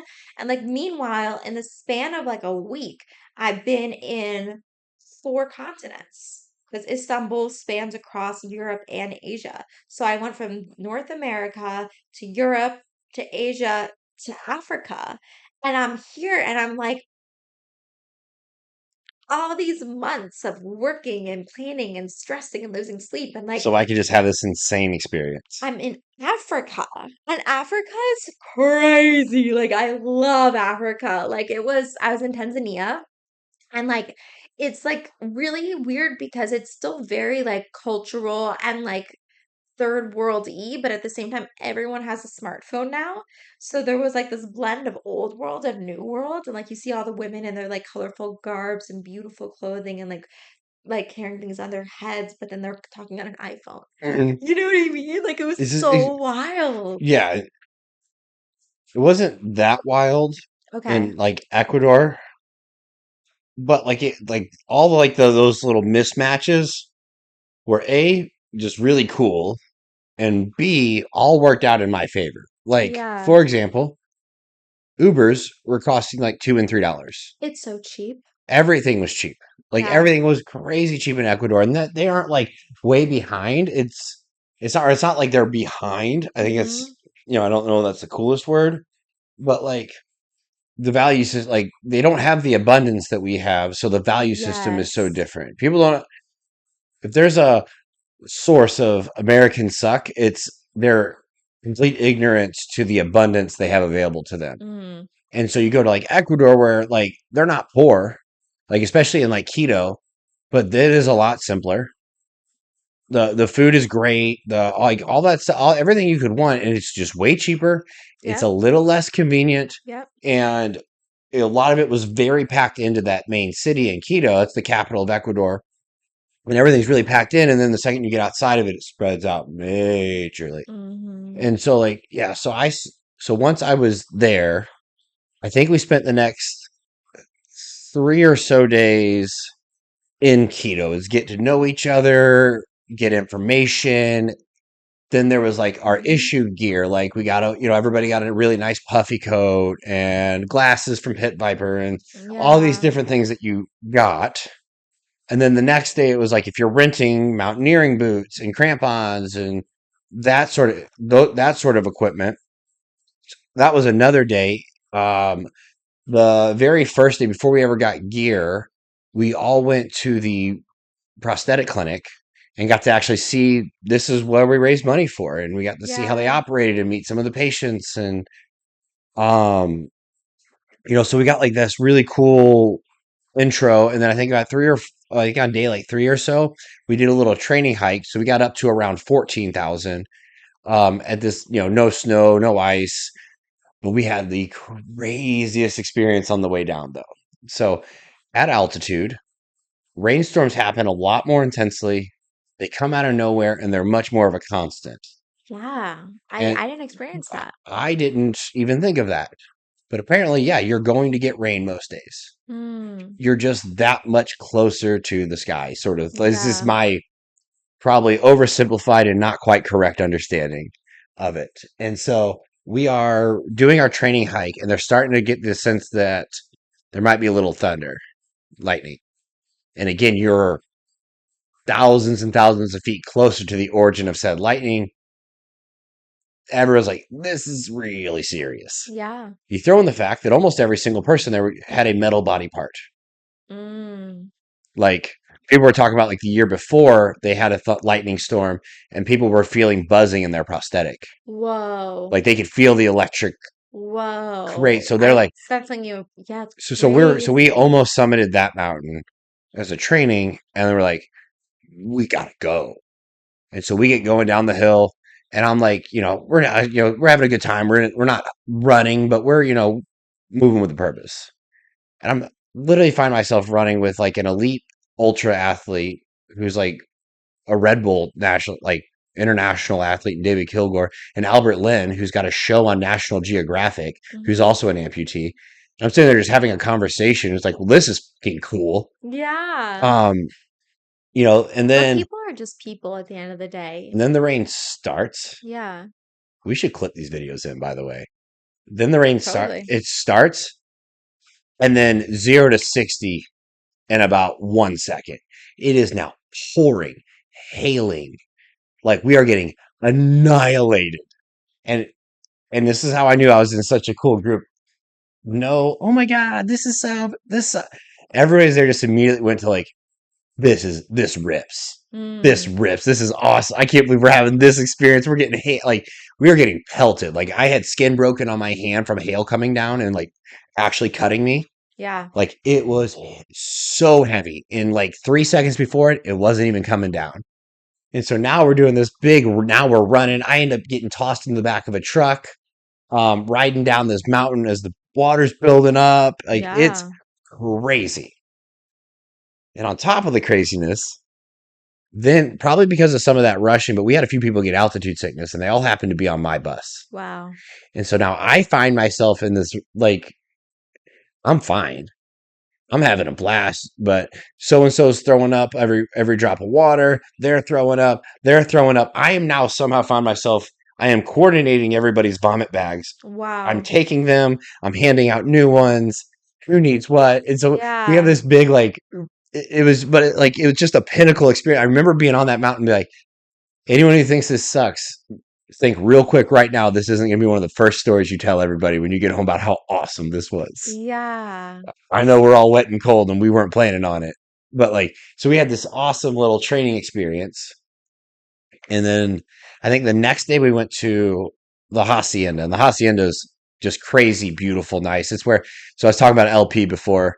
This is actually, she got married at this Hacienda years prior.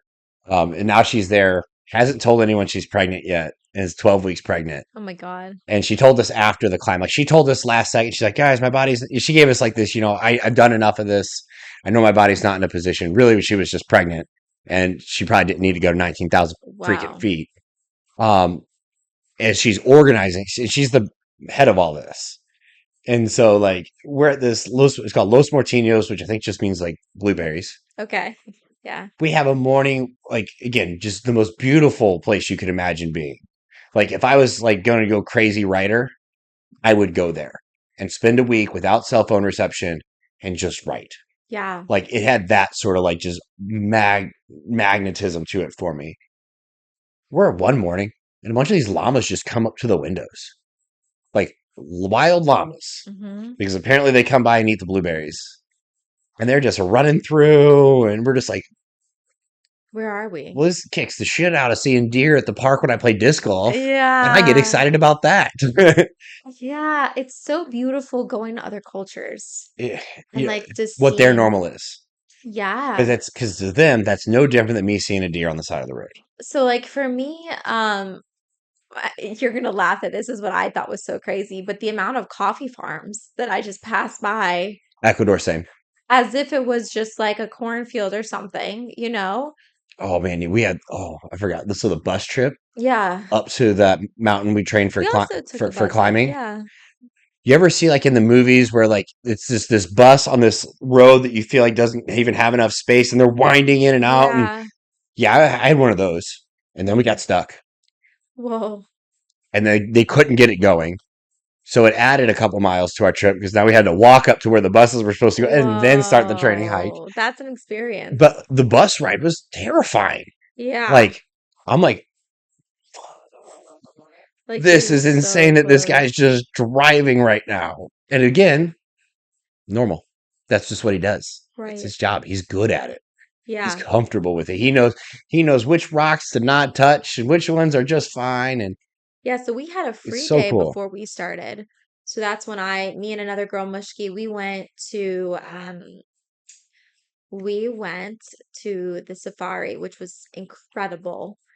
So it wasn't a safari with carnivores. So there was no like lions and tigers and that kind of Okay. thing.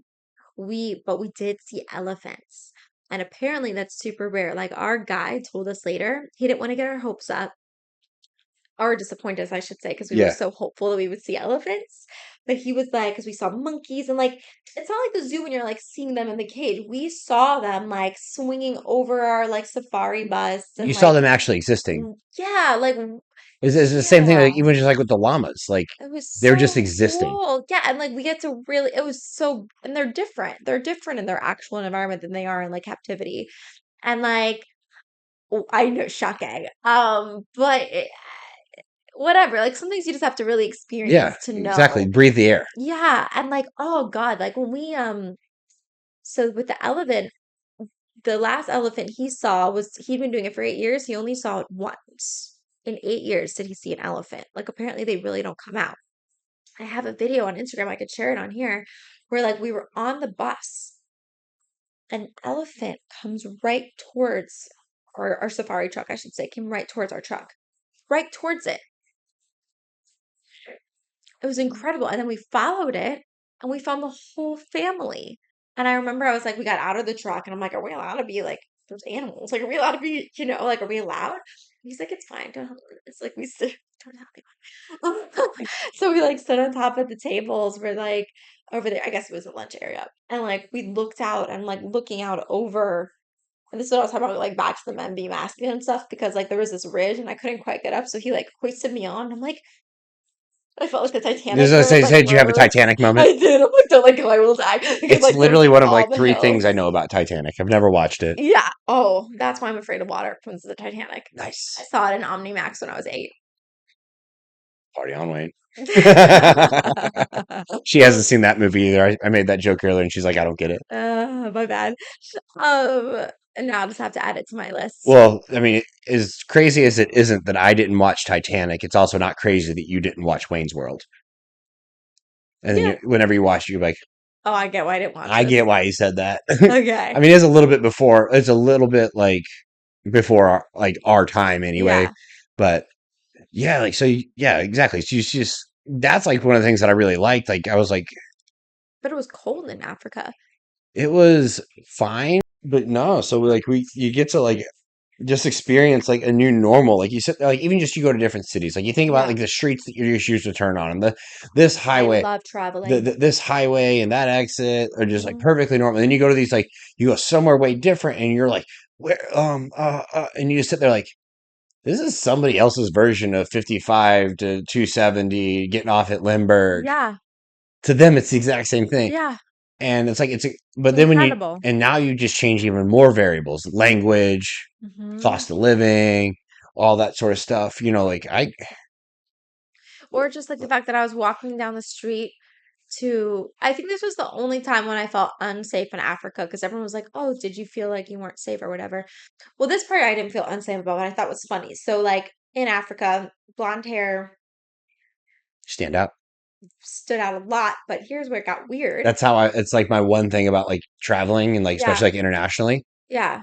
is I am a easy person to pick out. If you're Right. if that is what if you are looking to help somebody have a bad time, I'm an easy target. Well, it wasn't a bad time. It was interesting. No, I just mean like if you're somebody that's trying to. They all wanted to take pictures with me, Okay, I've heard stories like this. which is really wild to me.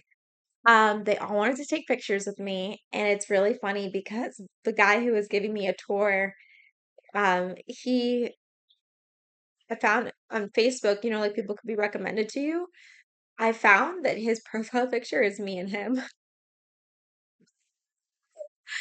Like, my guy, I'm not your girlfriend. But okay. Um, I don't even know what joke to make. I just want to say that if anyone's on Facebook and sees a picture of me and like a guy from Africa, that's not my boyfriend. Yet. No. Like he was lovely, but no. But like it was just so funny. But so he showed me like the river where like a lot of people like do their laundry and like just would like bathe or go swimming and just like hung out. It was really peaceful and stuff. But then there was like so we were down here by the river and there was this bridge where a bunch of people were driving. And so a lot of people drive on motorcycles and there's like 3 people on a Mhm. motorcycle. Ecuador is the same Same thing. It's thing. just the streets aren't as Wide.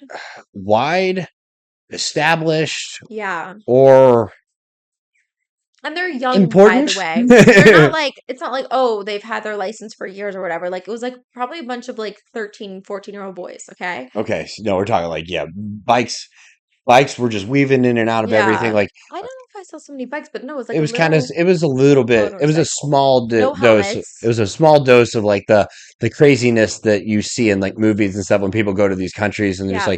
like India and stuff like that where it's just everyone's honking, Yeah.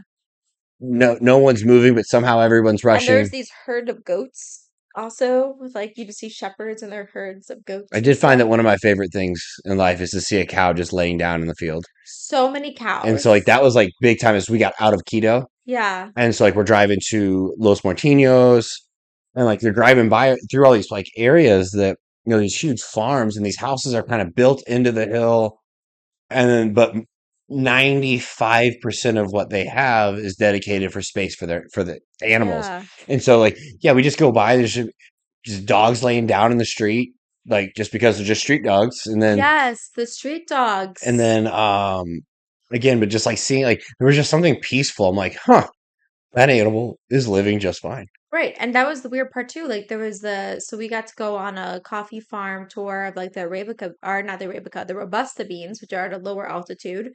So that was wild, just walking through that and getting to hold the berries. And I was like, oh my gosh, this is insane. But like, so back to the river story, these three boys see me, my blonde hair, obviously. And they're like, everyone's smiling and so nice. And then they're like, can we take a picture? And I was like, okay. But then What? but this guy comes down and he has this knife where it's like the big, and he's just holding it. And he's smiling. He's like, can we take a picture? And I'm like, yes, absolutely. Absolutely. I do not want to die. And so, like, meanwhile, we're like all taking pictures, and I'm just like, there's a guy with a knife, and I'm just It's a like, big old Bowie. and I'm just like, right after, and I'm like, we're good. He's like, yeah, yeah. He's like so excited about the picture. And I was like, to the other guy, I'm like, can we go back to the do lodge now? you think it's just because you're basically like the inverse of the demographic there?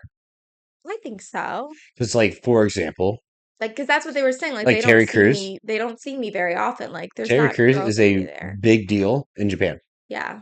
He is the inverse of the population aesthetically. No, I He's think so. huge, very dark skin, yada yada. And like I've heard multiple people say they have that experience in Japan. That, like as a couple of friends of mine that are black, they're like random people just wanted to take pictures with me, Yeah, yeah. as though like they can't believe that I exist. Yeah, yeah, And so I wonder how much of that's just like you are so far in the opposite direction yeah, of the status quo that for matters. sure. And so no, it's I also think like I was dressed, nobody. meanwhile, I was just very girly too. Nobody asked to take my picture. For those of you that are listening and wondering, like, nope, I was in a group full of amputees, so I wasn't even special that way. I was wearing like a red dress and like I was very girly that day too. Like I had my hair done like I have it right now. Like I wasn't climbing yet. So I think that You also weren't in was, game mode yet. no, I was in See, girly mode. you see, yeah, and like for me, I was like, I got all this stuff to learn, and again, me being, I like to take in data. That makes me enjoy my You experience guys, I better. thought it was going to be so easy. Like I really did. I really thought it was going to be easy. I was smart enough to have the perspective that I don't know what I don't know. Yeah, I mean, I was kind of nervous, but I really was like, it's gonna be fine. Like, it's everything's always fine. And then also, everyone kept talking about how you said going slowly is important. So in Swahili, they say pole pole, which means slowly, slowly. So I was like, oh, okay, perfect. That's literally how I am in general. I'm a You slow didn't walker. realize what that actually meant. Well, also their pace was faster than me. Even their slow pace was faster than me. So in Swahili, to say fast, you say haraka haraka. And so I said to them, I'm like, Ali, this is not pole pole. This is haraka haraka. I'm like, it was so cute though. The girls, like every time the porters, like they were insane. Like, meanwhile, I'm struggling with my little backpack and they're carrying all of our stuff, like our big duffels, all the Again, it's just food. Tuesday for them. But it is hard for them too. And they were so sweet to me because like every time I cried, they're like, I cried too my first time. Like it was really nice, you know? And like, yeah, they just knew. Also, I found out later that all the guides did not think I was gonna summit. I believe that. Based on the story you told, I would imagine that that's how they took that data. Yeah. Based on my pace and just like my emotions and all that, they really didn't think I was gonna make it. But as the guides, not the guides, the porters, the guys were carrying all our stuff, as they passed us, the girls would be like, Mambo, Mambo Jumbo, and they would start like, because that's how you say hello. Okay. And like Rafiki is how you say friend, like from Lion King. Okay. So they'd be like, Mambo Rafiki, and the guys would be like, because they knew we were Jewish, then they had done the Jewish groups before, so they were so excited. So even though it wasn't Shabbos, they were like Shabbat Shalom, and so like the Nice. whole time they were all like Shabbat Shalom. Hey, it was That so cute. that was actually really nice that our guides were repeat. The ROMP uses the Yes, same tour guides yes, every year. it makes a big Cumbre difference. Tours, if you're going to Ecuador, Cumbre Tours kills it. So Asante tours for Kilimanjaro. and that really actually really helped. They understood what they were working with. Yeah. And to give a little perspective here, the average person's impression of me and any other amputee is that not capable, can't do this, can't, like it's all a whole bunch of can'ts. Yeah. And so they've understood because a they've watched dozens of amputees climb the mountains. So like they also didn't try to hold us back, or they weren't fear based with us. So that really helped a lot. Yeah. And by the way, that was part of my whole inspiration too, when I was like, because when we did our second episode, right after you had just finished climbing, I was like, God damn it.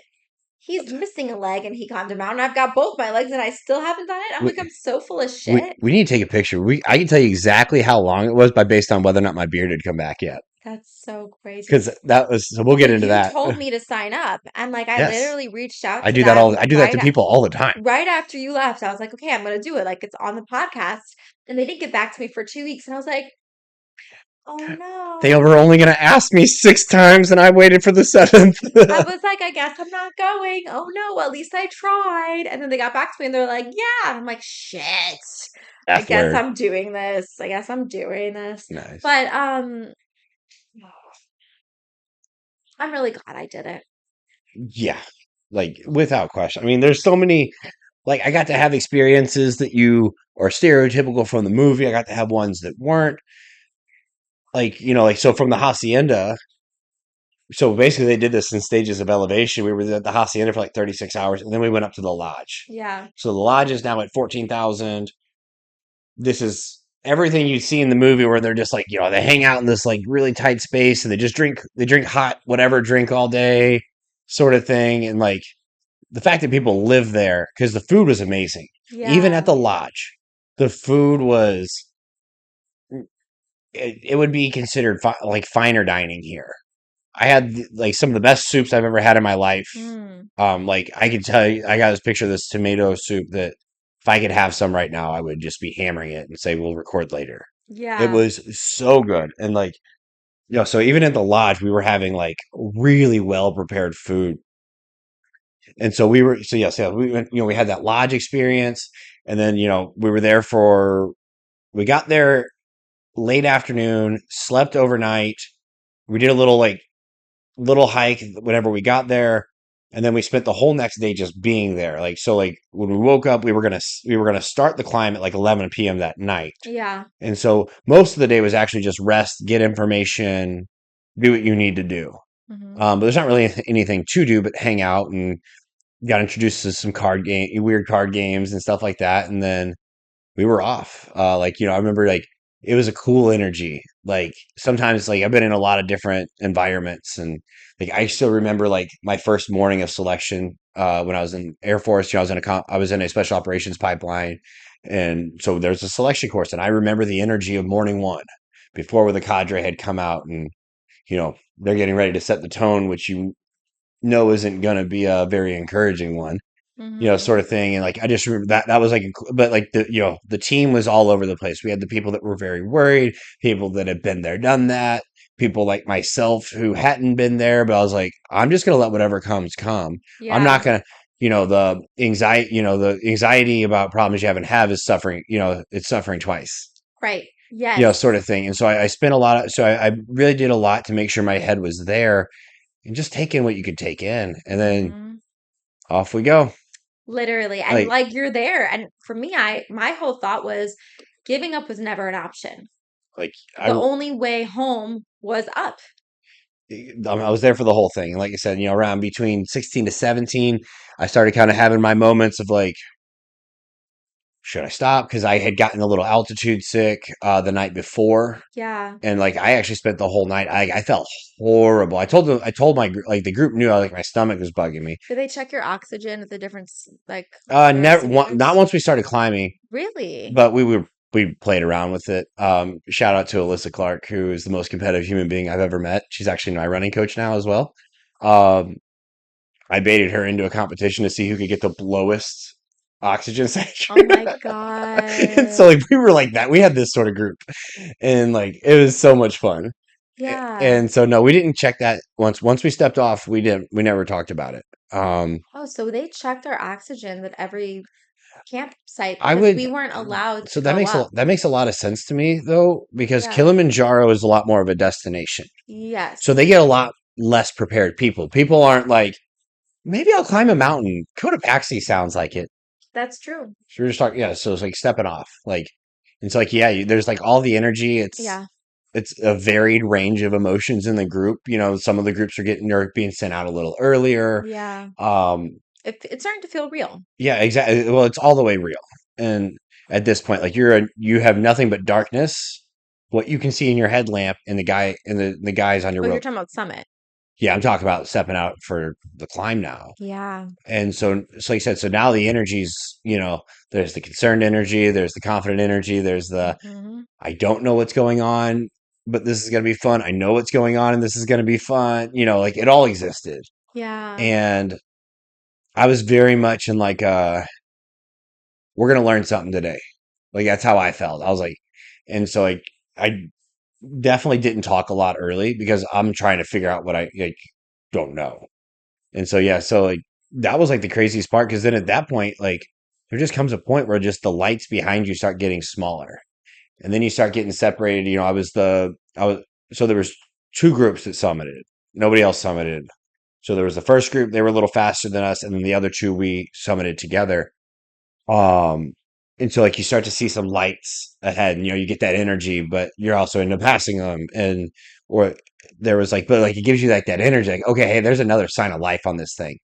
Because that was like the crazy part. Even though you got, two heartbeats connected to you with ropes, you just feel like you're in this place on earth where there's no life. And Mm. like it's the most empty feeling ever that I've Yeah. experienced. Like if it wouldn't be that it was like, it starts to hurt pretty early and it just doesn't actually get that much worse. You just have to make the choice that this is okay. So it's not quite a sensory deprivation chamber, but it's a different version of it. Yeah. And that like it was again like hauntingly dark and silent. And then now we're getting high up enough on the mountain that we could see all the way to Quito, which is hours away. Mm. And so like you can see all this big concentration of lights. Yep. You can start to see the city wake up. Oh, it's so cool. And like so you're seeing all these things, but you're also not seeing almost anything. You can't see anything Yeah. around you. You can only see things that are miles and miles away and that Yeah. happen to have, enough light. And so like that was like in terms of like I didn't see that coming was probably the biggest I didn't see that coming, like as part of the experience, especially considering how like much I value that, like seeing it through my own eyes. Yeah. So Summit night for me, I obviously knew that I was going earlier. Hmm. It wasn't just something that they told me. I in my own head was going to ask them if I could leave earlier too. Yeah. Um, because but I was very emotional. They told me I can't cry on the mountain because it was going to use too much energy. And my eyes were still raw from crying from, like I told you, the Alpine desert, like going up that hill. Like I cried, like I was really in a dark place. But part of the reason I also cried was because of two reasons, in addition to what I told you, which was I had spotty Wi-Fi throughout this. Hmm. So I was randomly getting text messages. And the last text message update I had gotten was about my dad, and he was in like a precarious place health wise, to the point where like I didn't know if me being off the grid when I came back down, if my dad was going to be dead or not. Hmm.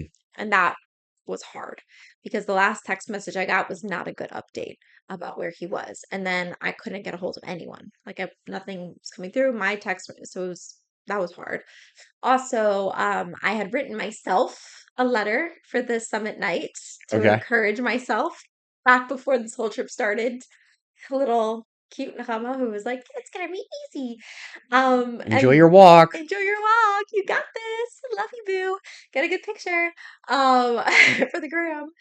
And then my mom wrote me a letter as well, and I forgot both of them. So that made me cry. And then I think I was also sad because I was already on this, like, I'm on my period already. So I'm already in like a woe is me kind of state of mind, anyways. And then, like, one of the girls, the guy that she was dating had written her a letter.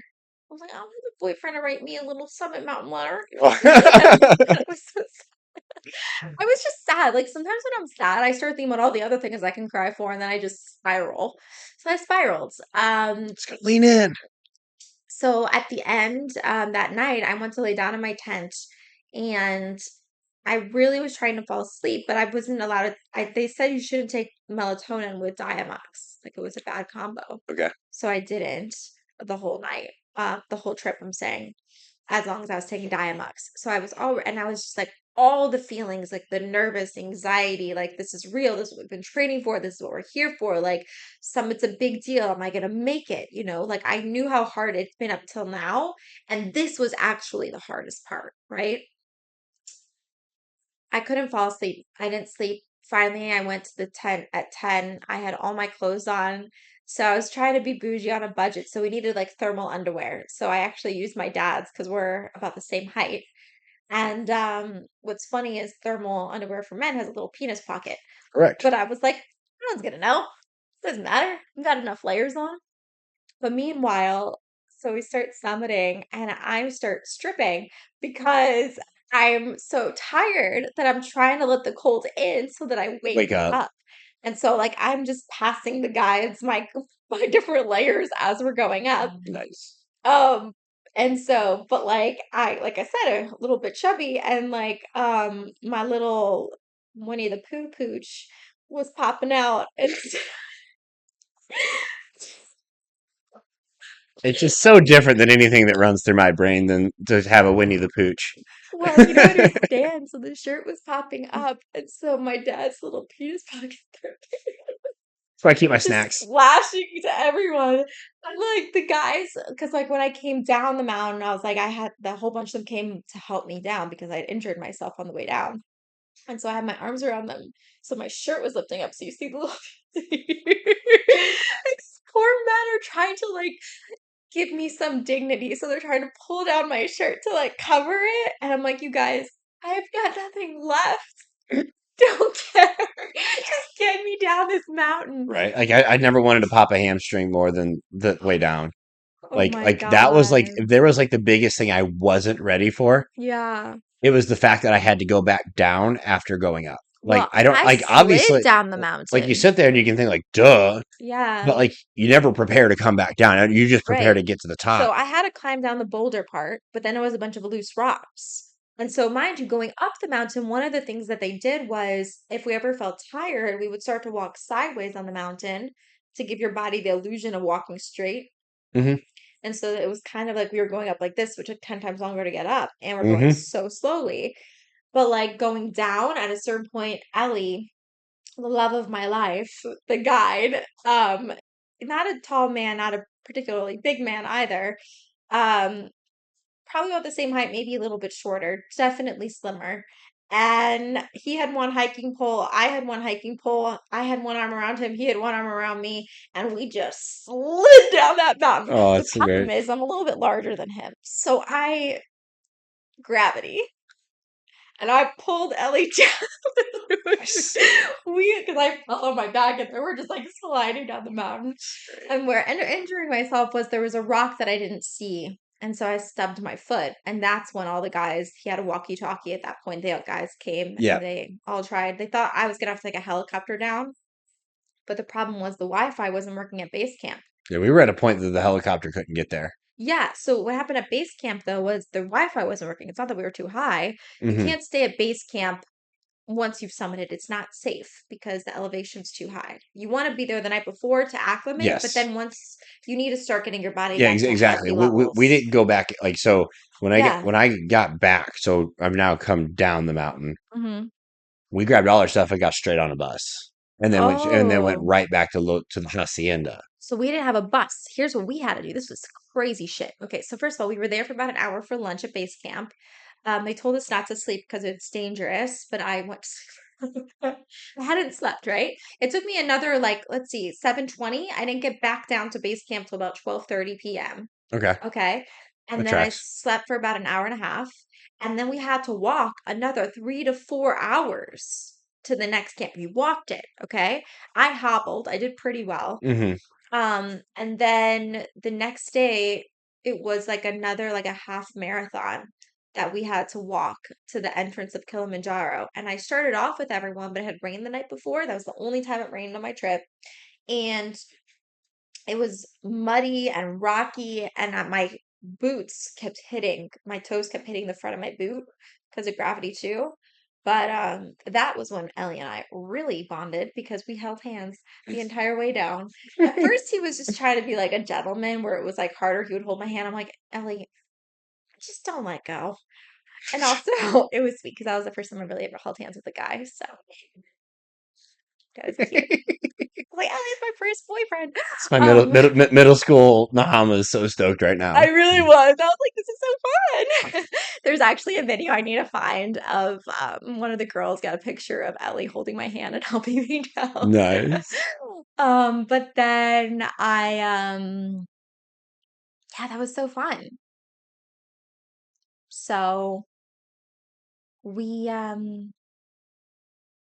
So you're off the mountain. wait, I'm not off the mountain. So Oh, but then at 4 hours into it, the second day coming down the mountain, I was like, how much longer do we have? They're like another like 4 to 6 hours. And I'm like, my feet were so in pain. I was like, I'm not gonna make it. And so they called an emergency truck vehicle. for me. Nice. And I met a guy. This is such a cool story. I need to share this. This guy came every year to Tanzania for safaris with his family. But it was always like Kilimanjaro was always blocked by clouds and he never got a good view. So he just decided to like book his own private climb. Just him and two guides. I like it. So cool. And so he would needed to catch a flight to meet his wife for the safari, and they were thinking he was going too slow. So to catch his Yeah. flight. So then that's why he was in the vehicle with me. But it was Okay. great. We talked business. Nice. I was like, this is great. And then I was just sitting there. Like I think I was there for about an hour waiting, or a few hours. I was there for a few hours, but I was so tired at that point. So I was just sitting there waiting for the rest of my group to get there. And they finally got there. I'm like, what took you guys so long? But then I took the reel where I was like, before we left, I took a reel of each girl being like, hi, my name's Nahama. This is me before Mount Kilimanjaro. Yeah. And then I did the one after. And it was really cool to like see the difference. Hmm. Oh man, Um, I was beat. but there was also so much confidence. We all looked so fit. Like we got so much fitter. There was a lot more confidence. It was very cool to see. Um, and what else did I want to share about the story? But they were picking me up at 2 a.m. and I was scared that I was going to miss my flight. Hmm.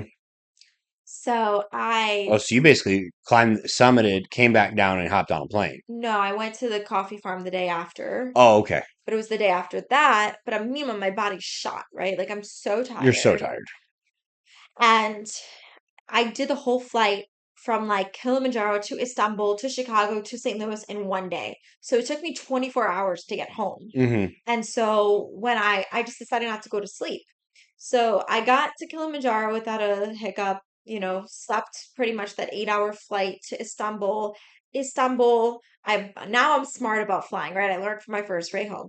I got to my flight just as they're boarding, didn't waste any time.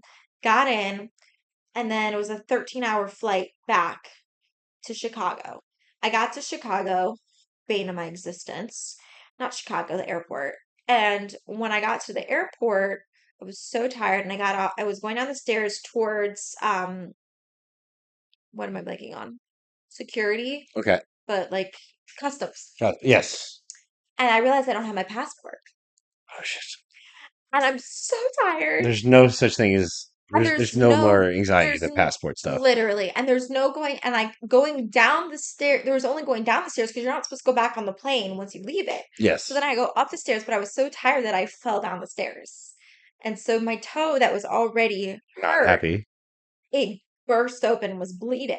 So meanwhile, I get back up the stairs. The woman asked me if I was okay. I was like, I'm fine. And meanwhile, it's bleeding. I'm I'm not fine. sweating. I get to the security guard and I'm like, he's like, you can't be here because I'm sweating. I'm bleeding. And I'm like, first of all, I need a band-aid. Second of all, can't find my passport. Thank God I still had my ticket and it was just under the seat. It had Uh-huh. slipped out from my hand when Yeah. I fell asleep.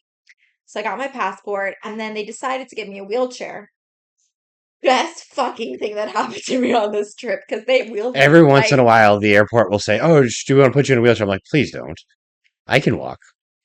I really wanted that wheelchair. I have never been so happy in my entire life. Meanwhile, they still never got me a band-aid, so my foot's still bleeding, right? I Yes. finally get to the gate. The guy leaves me there at the seat, and then I hobble to the bathroom and wrap my toe in toilet paper.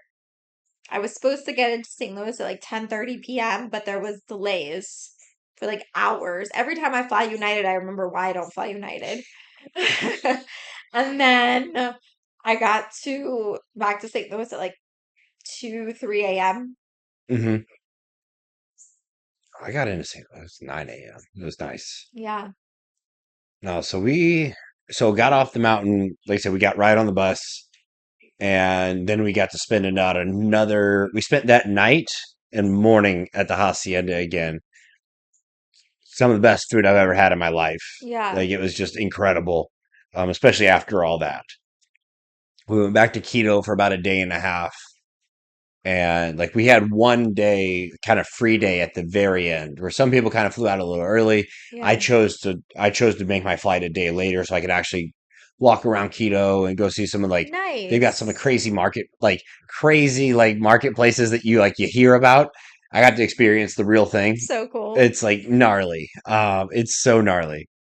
But like in like the coolest, like I'm so glad I had that experience way. Yeah. But so for me, like the big thing I actually did, it's like so I had the big beard.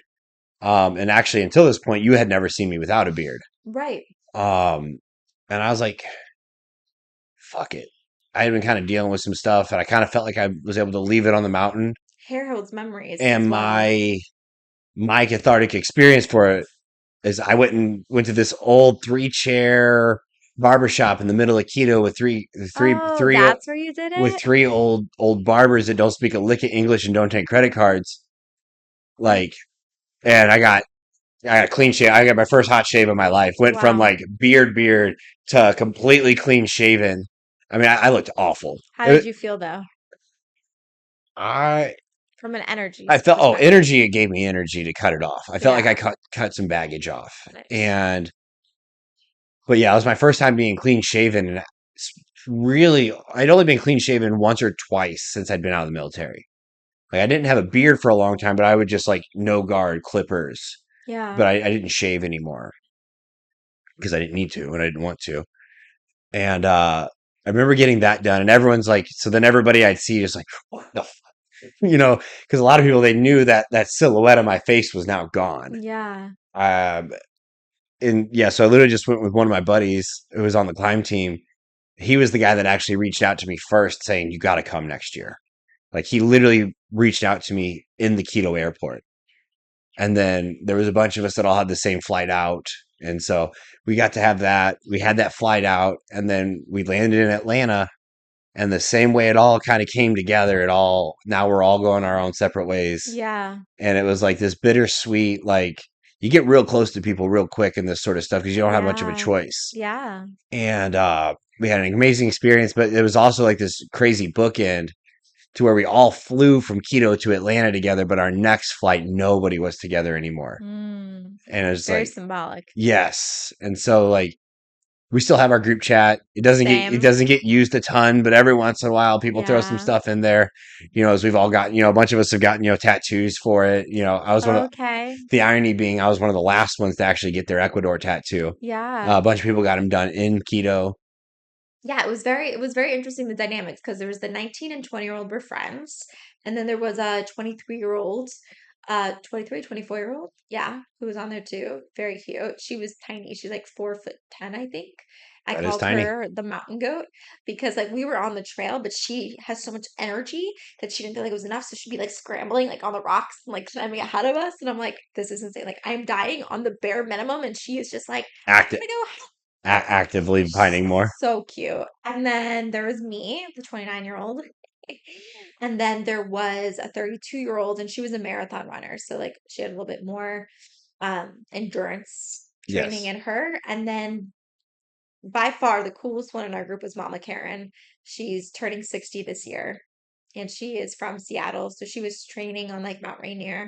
And Okay. she like That helps. really took it seriously, especially like given her age. But like it was Yeah. just incredible. Like Mama Karen taught us so much about camping. It was cold at night, so she taught us to put our clothes in the foot of our sleeping bag so the next morning it was Stay warm. warm. Yep. Just like little things like that. And like she had all the medicines and all the band-aids and like, she All was the things that come so from experience. yeah, and like when I was she's the one who got the picture of me crying and brushing my hair. And then she came over to me and just gave me a hug and told me how proud she was of me. And like, and it was just like what was so great about my group is that they kept saying to me how like they were just so impressed how I just never gave up. Like I never spoke about giving up. Like they saw me cry. They saw me kind of like emotionally retreat sometimes, Hmm. but like I never spoke about I want to go home. I want to give up. Like I never said those words out loud. And even when they passed me, um they were like, they had never seen someone with such a determined look on their face to do it at my pace, but I was going to get to the top, Yeah. you know? And I just, talking about proving a point, it wasn't for other people and it wasn't out of rage. It was just more of like, I said I was going to do it. And then also just once I was doing it, I wanted to prove to myself that I can do hard things. And I might not be as strong as everyone else, and it might take me longer, but I can get where I need to get to. That's what I wanted to prove to myself. There you go. And if I can climb a mountain, I can do And now anything. you literally have a mountain's worth of evidence Yeah, that you can figure it out. You also understand that getting there and getting there fast are not requirements. Like you don't have to do both. it's not about getting there That's what I'm saying. fast. But like, Yeah. And that's but what I you learned. have the physical experience. Like you can listen to this podcast, you can listen to this conversation, and you'll pick up a whole bunch of little nuanced things that you probably didn't think about. Yeah. The one thing you cannot get is the first person perspective, of what it's like to climb straight up for 8 hours, Hmm. only cover 3 miles, one step at a time. Yeah. And you only see your guide in the beginning when it's dark. All I saw were his feet. I couldn't even see them out, Correct. you know? Exactly. And so, like, there's, a million metaphors to make out of that. But Yeah. I think the most useful thing you can take is that, like, experience over everything. Like, And I learned I have a control issue and to learn to let go of that. these things are going to be exposed. Also, this is a really good lesson, whether it's mountain climbing or anything in life. Sometimes the things that you think are going to be the biggest deal are really not the biggest deal. Like two things that for months was what I was nervous about, going to bathroom outdoors Mm. and sleeping on the ground. All of which you could have practiced. But I did not. I just went for it. I literally just went for it. And can I tell you, not a big deal. Haven't used the bathroom since. I was I was actually gonna say it. Like I was going on a walk the other day and like I had to pee and there really wasn't a bathroom around. Like, but I'm not in like the country. I was just in Yeah. University City. And I was like, it's kind of annoying that I can't just find a rock because like There's beauty to simplicity. I mean it was just so easy, I mean, you I would know? be lying if I didn't consider what life would be like if I decided to move to Ecuador. I could take the money I make in American dollars, And being like well off. wealthy. Like I would be just fine. You'd be more than just fine. Yeah, that was the And other and thing. Like I trade out. a meal in Africa. We went to the guy who took me on the Africa, the coffee farm tour. He came to pick me up, and when we went, we went out to lunch afterwards, and we went to a buffet, and I got this big plate of food and real food, right? It cost me $2. Oh, you okay? So one story we didn't tell that I think is just probably my most hilarious story. Yeah, All right, so there's just a lot of differences in gas stations in South America and North America. yeah. Like in South America, like there is someone in a kitchen making up grandma's recipe. Like lasagna in a gas station is normal. Oh wow. When we got back, first gas station trip post climb, Yeah. I went into this gas station. I got two like bags of chips. They had this one that was this brand new flavor called Cooler Ranch Doritos. Here in the U.S. No, in Ecuador. Oh, in Ecuador. This Okay. was a new flavor there. It said new flavor, Cooler Ranch. And I was like, oh man, let me tell you about 20 years ago. Ah! you know, Another one was some hot sauce flavored potato chip with both phenomenal. I got 2 Gatorades. They were in glass bottles instead of plastic, which was really nice, and Yeah. an apple flavor that we don't have. I got 2 empanadas and a thing of lasagna. I got all of this and just hammered it. Wow. $10 even. Cost me $10 for lasagna, 2 fresh made empanadas, couple of Gatorades, couple bags of chips, Yeah.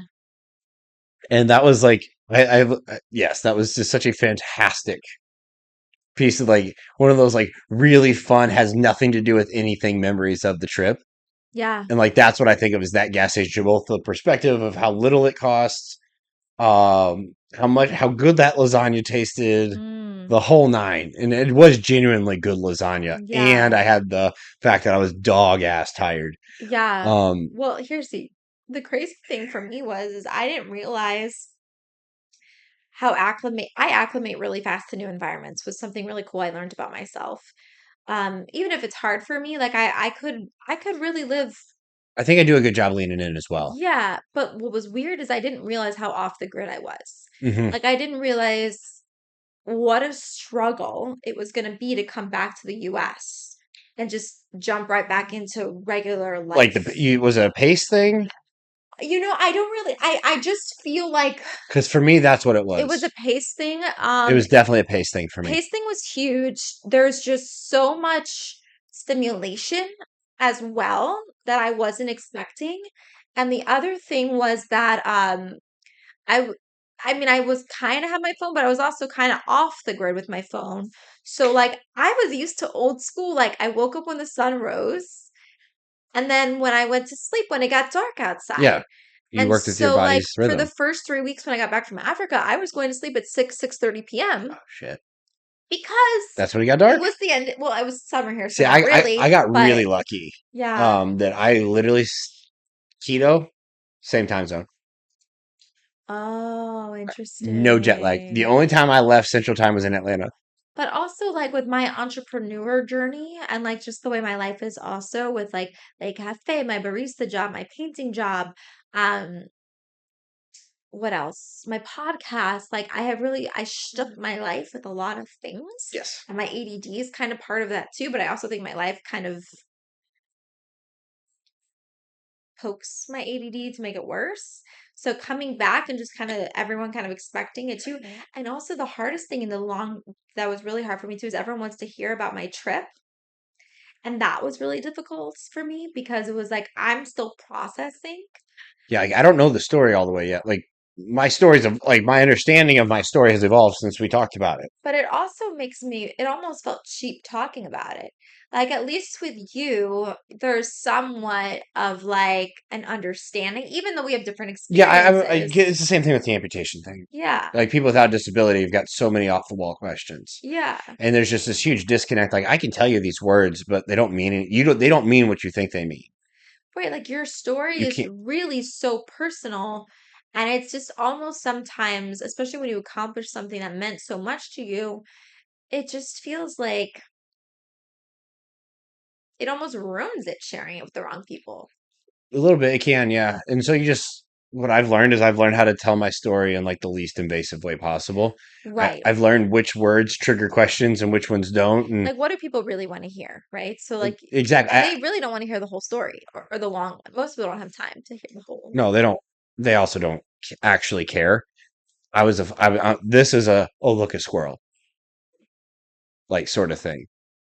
And so like it's so yes, like it doesn't. Yeah, it's kind of weird because like it's exciting and you love it and it's a version of you that you'll never it's a version of myself at least I can say that Ecuador Sam Yeah. is a version of myself that I would be proud for anyone to meet. But here's the irony. Looking at you, knowing who you are, it doesn't shock me that you've climbed a mountain. Like, it's cool, but it doesn't shock me. You know what I mean? I'm like, that's very much in character with who you are. But for me, I get all the time because I haven't become ungirly just because I did this very Yes. ungirly thing. I came back and I almost went 10 times harder into my Yep. girly thing. I'm like, I'm going to woo, the salon twice. yes. And so it was like, I have it people when I tell them that I've climbed Kilimanjaro, they're like, What? you did? Yeah. Like for real? See, so I get the same way. They're just like, you? Because they don't know me. They see a disability, Oh, and again, they just assume less. oh, interesting. Yeah. Oh, that must not have been. I literally has always like, oh, it must not have been. Oh, so is that not a very tall one? I was like, You bitch. I would have been so mad. well, I mean, I'm just Like, don't invalidate I, my I hate to experience. say it, but I'm used to that sort of shit. That Like, that's that's a whole nother episode on how to best invalidate a human being you just met. But yeah. like Well, I'm used to yeah. that. I see it coming for the most part. And I've also learned that there is no once that comes out, there's no response. There's no the educational moment. Basically, the teaching potential moment is pretty well gone because now they're committed to what they said instead Mm. of committed to the fact instead of maybe committing to maybe I shouldn't have said that. I'm sorry. So I feel like for me, um, when I was younger, I always just wanted to be an adult. So I used to wear glasses primarily, never had contacts till I was 21. Hmm. And I'm naturally a brunette. And I just would like dress in a more like mature, sophisticated way on purpose because I wanted people to like take me Yes. seriously.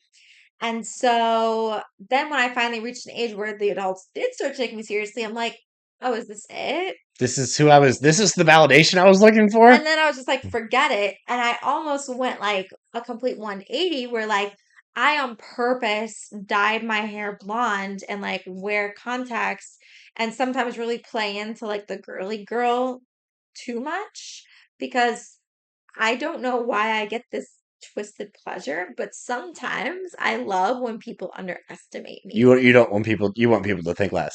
Yeah, I almost do sometimes because I know what I'm capable of. And I've just learned. I've just moved to the point of like I really don't care. Yeah. They didn't do anything for me. Never did anything for me when I did. But as a woman, though, sometimes it's almost to my benefit if people think less of me Oh yeah, because I then would I agree. could move further. I would agree with that. That like Yeah. when people like completely off the reservation, especially in terms of being a girly girl. Me, I've been trying to get a kickboxing match all year, and no one will Mm. fight me because they're afraid to be the person that lost to an amputee. No one will say it. No one has said it. No, I had one coach. Yeah. I had one coach say it. Except he was, let's just say, a big loser about it. And him and I almost fought him that night, unsanctioned.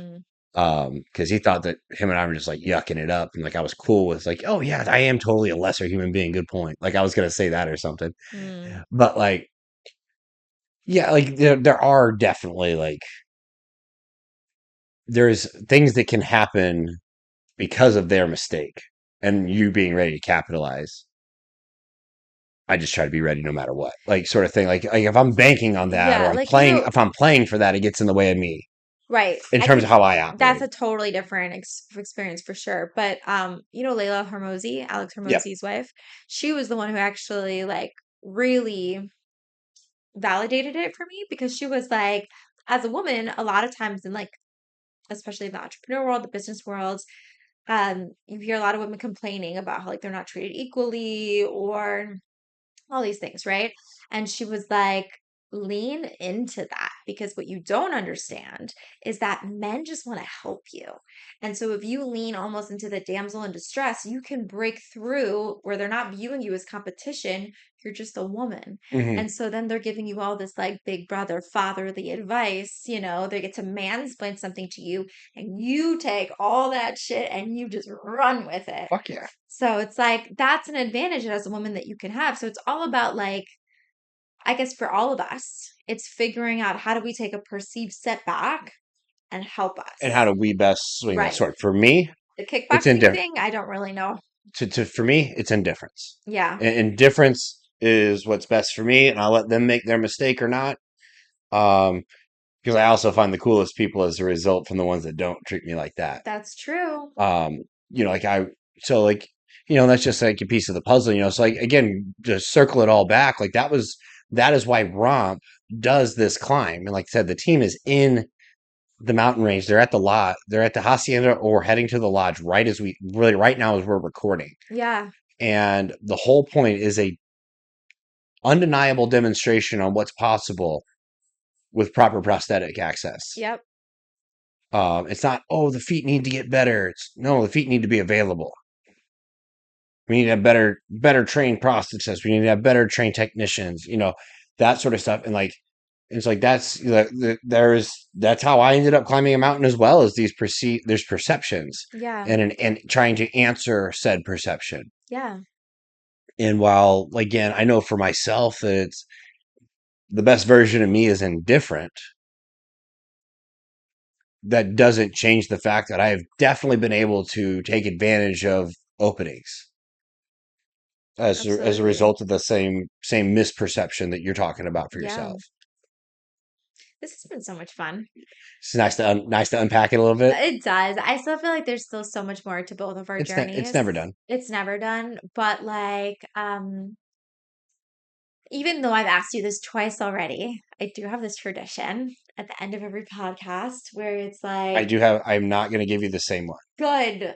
but it might be a little less. Okay, but let me say the quote first. Okay. So the whole basis of this podcast is based on this Hebrew quote, which is Eza Chacham Halamimi Kol Adam, which means one who is wise is one who learns from everyone. And we've learned a lot from you.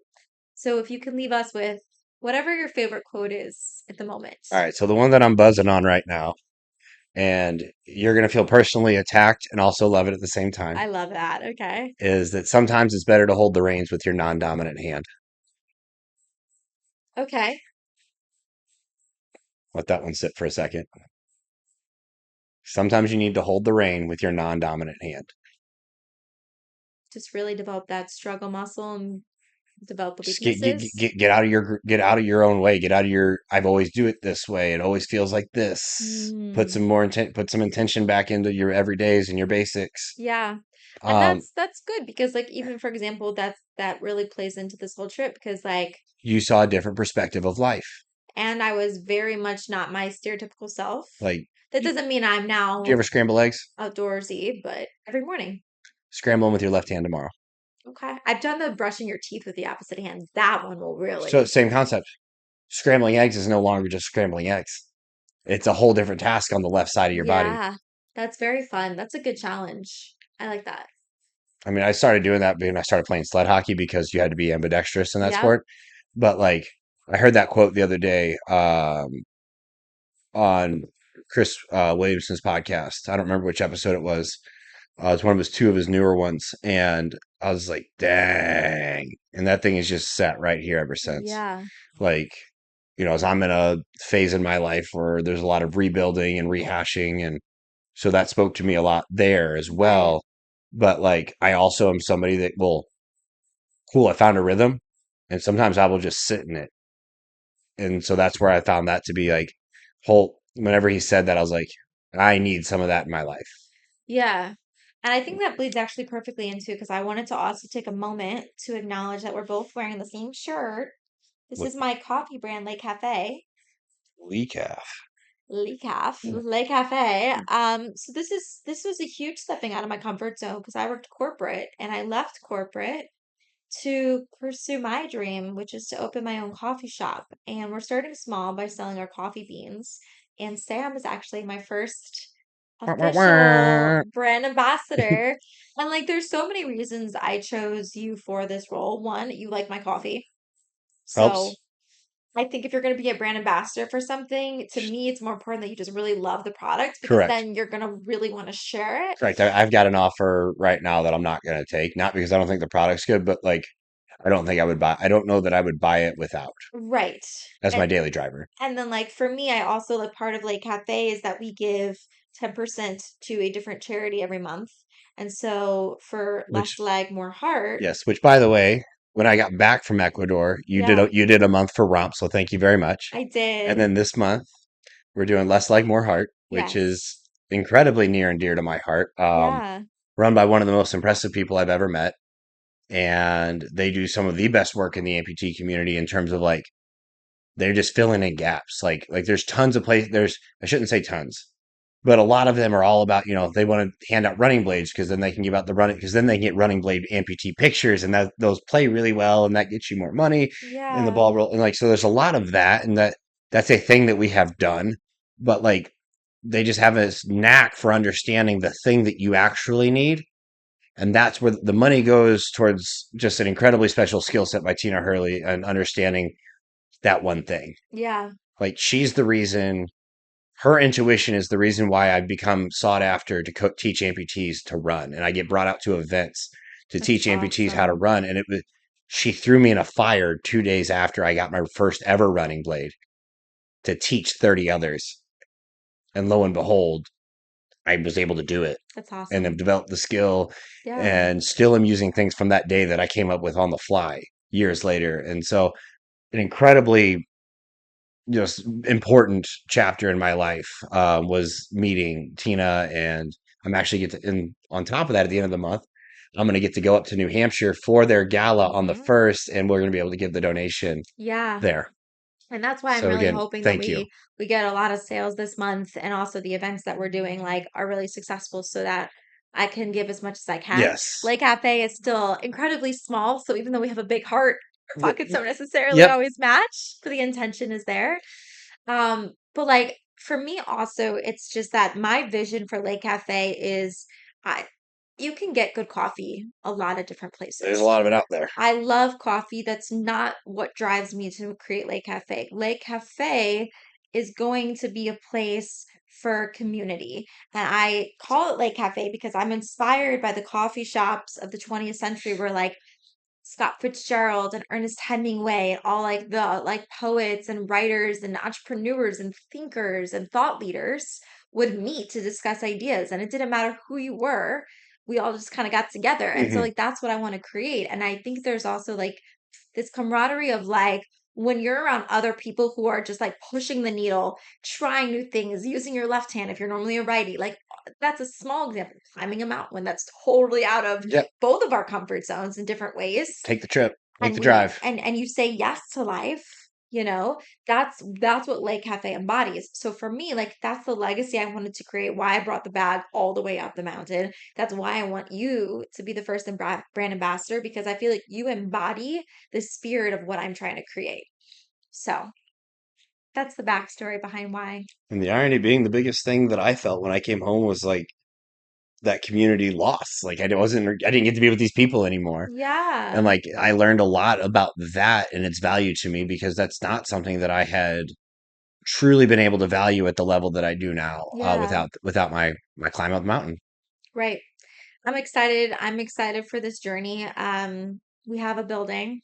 Hey, oh, We're is gonna, it s- we're gonna, I'm not announcing all the details about it yet, but we're gonna be taking action steps. So, what I like about our conversations is we have these like radical challenges for each other, and then I'm just like, fuck, like, how is this gonna happen? But sometimes you gotta just speak it and then reverse engineer and figure it out. But the goal is that Lake Cafe will be a functioning, existing coffee shop in 2026. all right? Let's do it. We're gonna make it happen. Be fun to buy that first cup. Yeah, and so that starts now with you buying some of the beans. So you can go to lakecafe.us to buy the beans, use code CWCW10 to get 10% discount. And yeah, this has been so great. I want to thank you so much for coming on, for creating this space for me too, to like be able to share and organize my thoughts. Yep. And who knows what episode 4 is going to look like. Literally. Whatever crazy fucked up things we're doing in our life and need to be Hope discussed. so. This has been great. So, for anyone listening, I hope this episode was inspiring to you. And please share this with someone who you think this will light up their soul and set them to do what they've been thinking about doing. And then also, if you are not currently subscribed, we are really trying to plug the YouTube channel because that's where I really want to grow. But you can follow us anywhere on all the streaming platforms. The video is on Spotify and YouTube if you want to see some of the B-roll and pictures that we've talked about in this episode. I hope you guys have a great week. Let's get it. Let's go.